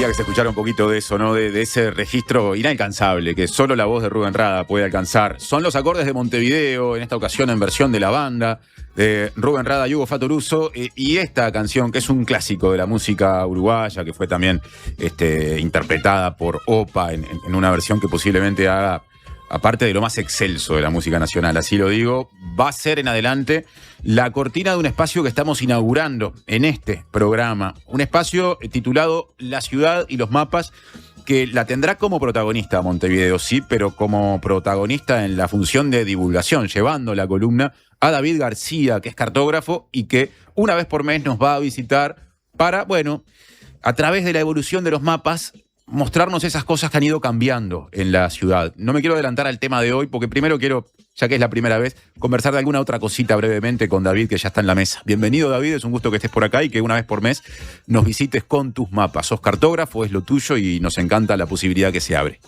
Bueno, buen día, Martín, muchas gracias por la invitación. Es un gusto estar acá, el lugar es increíble, así que es tal cual se veía, digamos, en la transmisión en video, así que un gusto.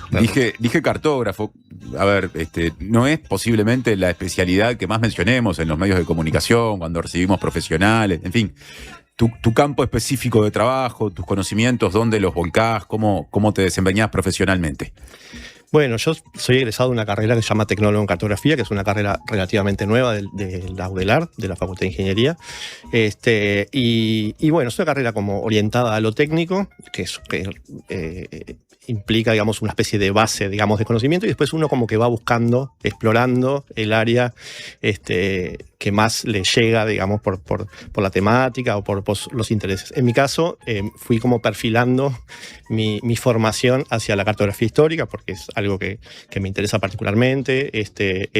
La cartografía como ventana, digamos, hacia la historia y particularmente de Montevideo, que ha tenido muchos cambios, muchos más de lo que pensamos por momentos. Y entonces, bueno, esto es una forma como de que nos permite explorar distintas ventanas temporales, digamos. Ahí está, vos hablás de utilizar los mapas como ventanas espaciales y temporales para conocer las transformaciones que se han ido dando. Algunas, las personas transeúntes más atentas las pueden notar. A veces vas por una calle y cambia el arbolado, la misma calle que tiene el mismo nombre, luce de una manera a partir de una esquina que contrasta fuertemente con el paisaje que hay en la misma esquina si uno mira para el otro lado, o cambia de repente el pavimento, cambian los cordones de la vereda. Eso da cuenta muchas veces de loteos que se hicieron en tiempos distintos y en un momento se unieron y los conocimos nosotros y nosotras que vivimos en este tiempo con la ciudad ya consolidada, sin sospechar que capaz que hay décadas de separación entre un desarrollo y el otro que después aparecen unidos. Bueno, vos a todo eso le vas a poner el rigor que te dan los mapas, y hoy en particular, pasando a este primer episodio, vas a hablar, porque es el título que elegiste, de la ciudad y el río de la Plata, y en particular de una playa que ya no vemos, la playa de la Aguada. Te escucho. Exacto. Bueno, la idea es un poco, bueno, como que comentabas recién, usar los mapas como ventanas, digamos, ¿no? Espacios temporales, digamos, hacia algún lugar de la ciudad. En este caso vamos a partir de un mapa que bueno, algunos estarán mirando, otros los que no, lo voy a tratar de describir un poco. Es un mapa de Juan Cardellac, del año 1849, que se llama Plano Topográfico de la Ciudad de Montevideo, capital del Uruguay. Si vemos el mapa, bueno, se centra, digamos, en lo que era la ciudad consolidada, que es lo que hoy es la ciudad vieja, una ciudad nueva, que sería aproximadamente lo que pasa, digamos, pasaba entre Ciudadela y Ejido en ese momento, la ciudad que se estaba expandiendo. Después se ven caminos rurales hacia el este, hacia el norte, algunos lotes, digamos, de predios rurales, y se ve una gran playa, digamos, como hacia el norte, una amplia faja de arena. En este mapa no tiene nombre esa faja de arena, pero hay muchas referencias en mapas, incluso muy anteriores, de finales del siglo XVIII, o sea, de la segunda mitad, o sea, unos años después de la fundación de Montevideo, que hablan de la zona como la Aguada. Hay en muchos de ellos están representados pozos de agua dulce, donde se extraía agua para la ciudad, para los barcos.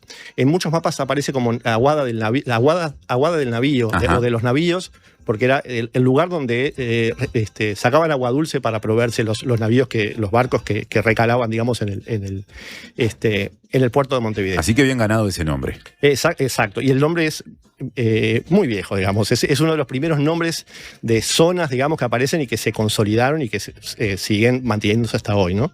Es muy interesante eso también, la parte de la toponimia.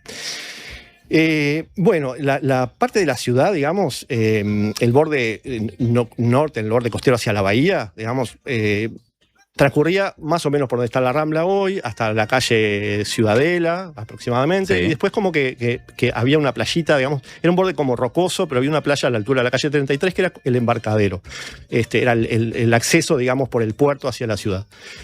Más o menos a la altura de la calle Ciudadela, hoy la costa como que entraba un poquito en lo que es la ciudad que conocemos hoy, como por la calle Cerro Largo. Era un borde rocoso, digamos, con un borde de playa angosto, y a la altura aproximadamente entre Cerro Largo, ¿no? Lo que hoy podría ser entre Cerro Largo y Julio Herrera, ahí arrancaba un gran arco de playa, digamos, hacia el norte. ¿Qué es lo que estamos viendo en el mapa? Que es lo que estamos viendo en el mapa, exacto. Ese sería como un extremo de la playa, y el otro extremo estaba en donde llega la calle San Fructuoso a la bahía, ¿tá? Que hay una construcción que es muy vieja. Esa era la otra punta de la playa. Ese arco de playa, digamos, si trazamos una línea recta, tiene 2 kilómetros y poquito. Era tremenda playa. Era tremenda playa. Para hacernos una idea más o menos, esa es la extensión. La playa Pocitos tiene un poquito más de la mitad de esa extensión. La playa hoy de Pocitos tiene un poquito más, era como 2 veces la playa Pocitos. Era mucho más grande que la playa Pocitos. Exacto. O también podemos verlo, ejemplificarlo en playas que hoy siguen intactas, sumando, digamos, la playa del Buceo y de Malvin. Casi completamente. Si juntamos las 2 playas, es un poquito más, pero anda por ahí. O sea, es una playa muy larga. El borde, la punta rocosa, esa que está en la costa sobre donde desemboca la calle San Fructuoso, se llamaba Punta del Fondo, y una faja ancha de arena. El inicio de la playa, aproximadamente, podríamos visualizarlo, digamos, en la calle Acuña de Figueroa, después una especie de diagonal y después por la calle Mendoza.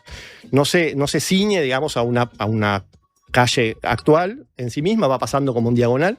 Pero cuando hablas del inicio de playa, te referís que la arena llegaba hasta... Exacto. Pero para poner una referencia, Acuña de Figueroa es una calle que sale a Avenida Libertador. Había arena en Montevideo hasta Avenida Libertador. Hasta Avenida Libertador, exacto. Si partimos de Galicia aproximadamente, ¿no? Galicia y Julio Herrera, ponerle que nos movemos por Galicia hasta Libertador.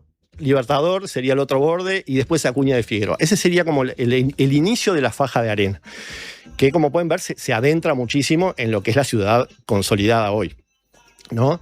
¿Qué pasó? En un momento de expansión, digamos, al promediar el siglo XIX, se empezó a expandir la ciudad, extramuros, digamos, ¿no? La ciudad consolidada estaba dentro de las murallas, se empezó como a expandir hacia afuera y se delineó lo que es la ciudad nueva, ¿tá? Que es lo que comentábamos recién, más o menos entre Ciudadela y Ejido. Y entonces empezó como a avanzar de a poquito, medio tímidamente, el borde, digamos, costero de la ciudad sobre la bahía. ¿Tá? Ese borde que va como de este a oeste. Entonces ese borde se fue como regularizando, digamos, fue como tornándose en líneas rectas. Uno puede ver en mapas que al principio son líneas sinuosas porque marcan el borde rocoso, pero después eso va avanzando porque se genera un micro relleno, porque hay un galpón, porque hay un muelle, y entonces va como regularizándose ese borde.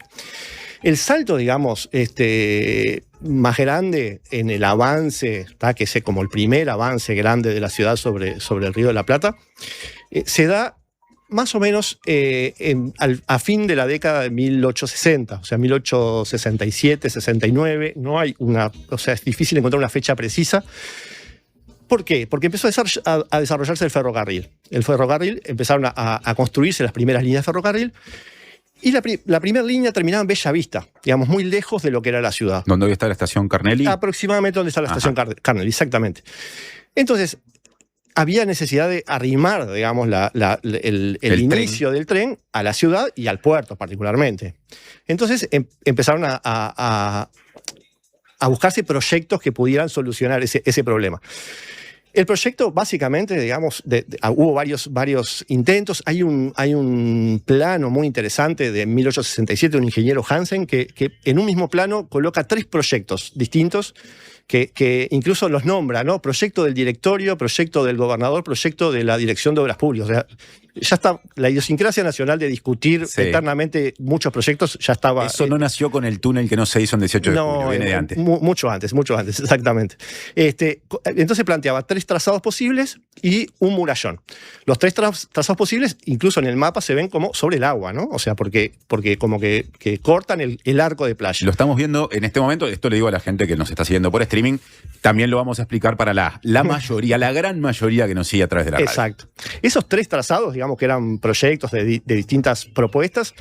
Ninguno se hizo tal cual está en ese plano. El trazado posterior de la vía es una especie de sumatoria de esos tres, y el trazado del murallón tampoco coincide con el de ese mapa, pero fue muy inmediato. O sea, en realidad el relleno fue por esos años exactamente. Ajá. O sea que ahí le empezamos a ganar claramente espacio al Río de la Plata. Exactamente. Ese primer avance se refleja en un mapa que es de 1886, donde están las vías dibujadas, está el terraplén, digamos el murallón por donde pasaron las vías, y el resto del área que se empezó como a rellenar después. O sea, lo primero que hizo fue el murallón, que eso también es bastante particular. Generalmente los rellenos como que iban avanzando desde la costa. Como que se hizo un murallón en el medio del agua y después se fue rellenando el espacio que quedaba. ¿Tá? En ese mapa de 1886, que está reproducido con un par de fuentes más, tiene una leyenda que dice terreno robado al mar. Ajá. Es como muy poético que lo diga tan explícitamente. A confesión de parte, relevo de prueba. Exactamente. Es súper interesante que esa leyenda esté en ese lugar exactamente. Entonces, esa área que quedó, digamos, de playa y agua, se fue rellenando y se fue como consolidando, delineando manzanas, se empezaron a construir esas manzanas. Después, sobre el principio del siglo, del siglo XX, empezó la construcción del puerto. Otra gran obra de Montevideo, muy trascendente, que tuvo muchos años y décadas de discusión. Antes de que siga con el puerto, le voy a pedir a los compañeros y a las compañeras que amplíen el mapa que estamos viendo ahora, que está acompañando lo que vos decías. Podés girar ahí y lo ves. Perfecto. Y antes de que, ahora que volvió al micrófono, por lo siguiente. Sí. Es interesante cómo coincide el perfil de la ciudad con lo que era el borde de la arena. Es decir, la forma de las calles en realidad de las actuales calles, tiene mucho que ver con la naturaleza preexistente. Exacto. Algo que yo lo iba a dejar para el final, pero ya que lo comentaste lo voy a decir. Yo les propongo un viaje imaginario, ¿no? Situémonos en Avenida lo que hoy es Avenida Libertador, nos vamos al territorio conocido, Avenida Libertador y Galicia. Vamos caminando por ahí, llegamos al Palacio Legislativo, tomamos por Agraciada. Sí. Hoy nos parecen que son dos avenidas completamente distintas, separadas por el Palacio Legislativo, que es como una mole en el medio. En realidad, esos dos tramos de calle eran un mismo camino, era un solo camino, que era el camino hacia el Paso Molino. Después, quedó, la monumentalidad del Palacio Legislativo es tan grande que corta, digamos, que uno se los imagina como elementos completamente dispares, digamos. Pero ese era un solo camino, que era el camino del Paso Molino. Si uno se piensa en la ruta que hizo, es una curva. Esa curva acompaña la curva de la playa. Y esa curva la transitamos hasta hoy. Sí, claro. Entonces, eso es lo que tiene que ver con lo que vos comentabas al principio. Es decir, bueno, ¿qué huellas de la ciudad podemos rescatar? O sea, podemos darnos cuenta de, bueno, ¿por qué esa curva? ¿No? Cuando nos vamos de las regularidades, digamos, empezamos a ver lo que había atrás, ¿no? Las capas que se van como apilando y que reflejan lo que era la realidad previo al desarrollo de algunas áreas de la ciudad. Ese es un ejemplo como muy claro. Este paréntesis que abriste, al que yo te llevé, lo abriste cuando estabas metiéndote en la evolución de esa zona. Estamos hablando de una playa que ya no vemos porque quedó tapada por la ciudad, larguísima de casi 2 kilómetros, ubicada en una zona de la bahía dentro de la Aguada, y justamente abriste el paréntesis cuando estabas entrando en el siglo XX, ¿no? En el cambio de esa zona o en cómo siguió evolucionando. Alguien dirá involucionando, bueno, eso es discusión abierta. Esa parte de la ciudad. ¿A qué ibas a ir puntualmente? No, lo que iba a ir es que en ese momento, cuando se consolidó el área de la playa propiamente dicha, parte de la arena y parte del agua, el límite de la ciudad, digamos, entre la ciudad y el agua, quedó en lo que hoy es la Rambla Sudamérica, donde hoy está el viaducto. Arriba, aproximadamente, incluso un poquito más atrás, entre Río Negro, lo que sería la proyección de la calle Río Negro, y la Rambla Sudamérica. Ese era el borde costero en ese momento. A principios del siglo XX, que empezó la construcción del puerto, que también tuvo años y décadas de discusión y de proyectos, y un montón de proyectos, algunos muy locos incluso, se avanzó en esa zona aproximadamente unos 200 metros más. O sea, se agrandó la franja de tierra sobre la costa unos 200 metros. También se agrandó desde el lado de Ciudad Vieja, digamos, un poquito menos, 160, 170 metros dependiendo el lugar, pero bueno, fue una gran franja que capaz que de repente lo percibimos menos porque está dentro del puerto y uno no transita, y para uno que lo ve o lo ve en una imagen aérea o lo que sea, es como una gran explanada, entonces como que hay pocas referencias para darnos cuenta de la dimensión. A veces pasa que uno ve un barco enorme y dice, bueno, ¿cómo entra todo eso ahí? Y de repente el barco entra completamente dentro del muelle o dentro de la dársena, y ahí como que dimensionamos el tamaño, ¿no? de lo que estamos hablando. Pero bueno, ese fue como el segundo avance que se dio a principios del siglo XX con la instalación, digamos, la construcción del nuevo puerto. Y ese proceso sigue hasta hoy, digamos. De hecho, en este instante o en estos días se sigue rellenando próximo a las joyeras Sarandí. Vos estás de frente a una zona que está cambiando tremendamente, que es donde se está rellenando y se sigue rellenando para hacer ahí la ampliación de la terminal de contenedores del puerto. Vos lo estás viendo en este momento desde tu silla. Exacto, en vivo y en directo. Exactamente. Bueno, y ese relleno está sucediendo en estos días. Junto con este relleno pasaron en los últimos años, un poco más, un poco menos, las terminales que se construyeron, digo, próximo a la Torre de Antel, la terminal de granos, la de UPM, bueno, el acceso norte que se rellenó un poco ahí frente al Central Valle, para el inicio del viaducto de la Rambla Portuaria, y yo lo que hice fue armar una especie de mapita superponiendo una imagen satelital con un trazado de lo que sería la playa y el agua. Y tengo los números acá, exactamente. La gente lo puede ver, la que nos está siguiendo por streaming, contanos cuáles son los números. El terreno robado al mar, tal cual lo comentaba en el mapa de 1886, se compone, digamos, al día de hoy de 114 hectáreas de bahía y 42 hectáreas de playa, o sea, de arena. Un total de 156 hectáreas. Eso solo en el área de la playa de la Aguada. Sí. Los rellenos sobre el puerto son mucho mayores, pero digo, no mayores que esto, pero digo, es un número mayor, pero nos da cuenta de la dimensión. Un ejercicio que es interesante y que solemos hacer los cartógrafos y que nos dan como posibilidad las nuevas tecnologías es superponer capas. Superponer capas de información geográfica de distintos momentos, y entonces ahí podemos dar cuenta, ¿no? Podemos tomar un mapa de 1867, por ejemplo, y superponemos los polígonos de las manzanas, de las calles, y entonces podemos ver podemos tomar conciencia de la dimensión de ese cambio. Claro. Eso es interesante. Eso creo que es el último mapa que traje para compartir para los que están viendo, pero si no, un poco es eso, es pensar, bueno, si nos salimos a caminar un día de sol por Rondó, por Cuareim, por Paraguay, podemos pensar, bueno, capaz que acá abajo había agua, estoy caminando en la orillita, me estoy mojando los pies. Pensamos, bueno, hace unos días se habló mucho de la estación central. Si ubicamos la estación central en ese mapa, la orilla pasa por el medio de la estación central, o sea, la orilla del agua. Quiero decir una cosa que lo iba a comentar al principio y me olvidé. La orilla del agua es muy difícil de determinar porque es una playa con mucha variación. Es una playa era una playa con poca pendiente y con mucha variación del nivel del agua.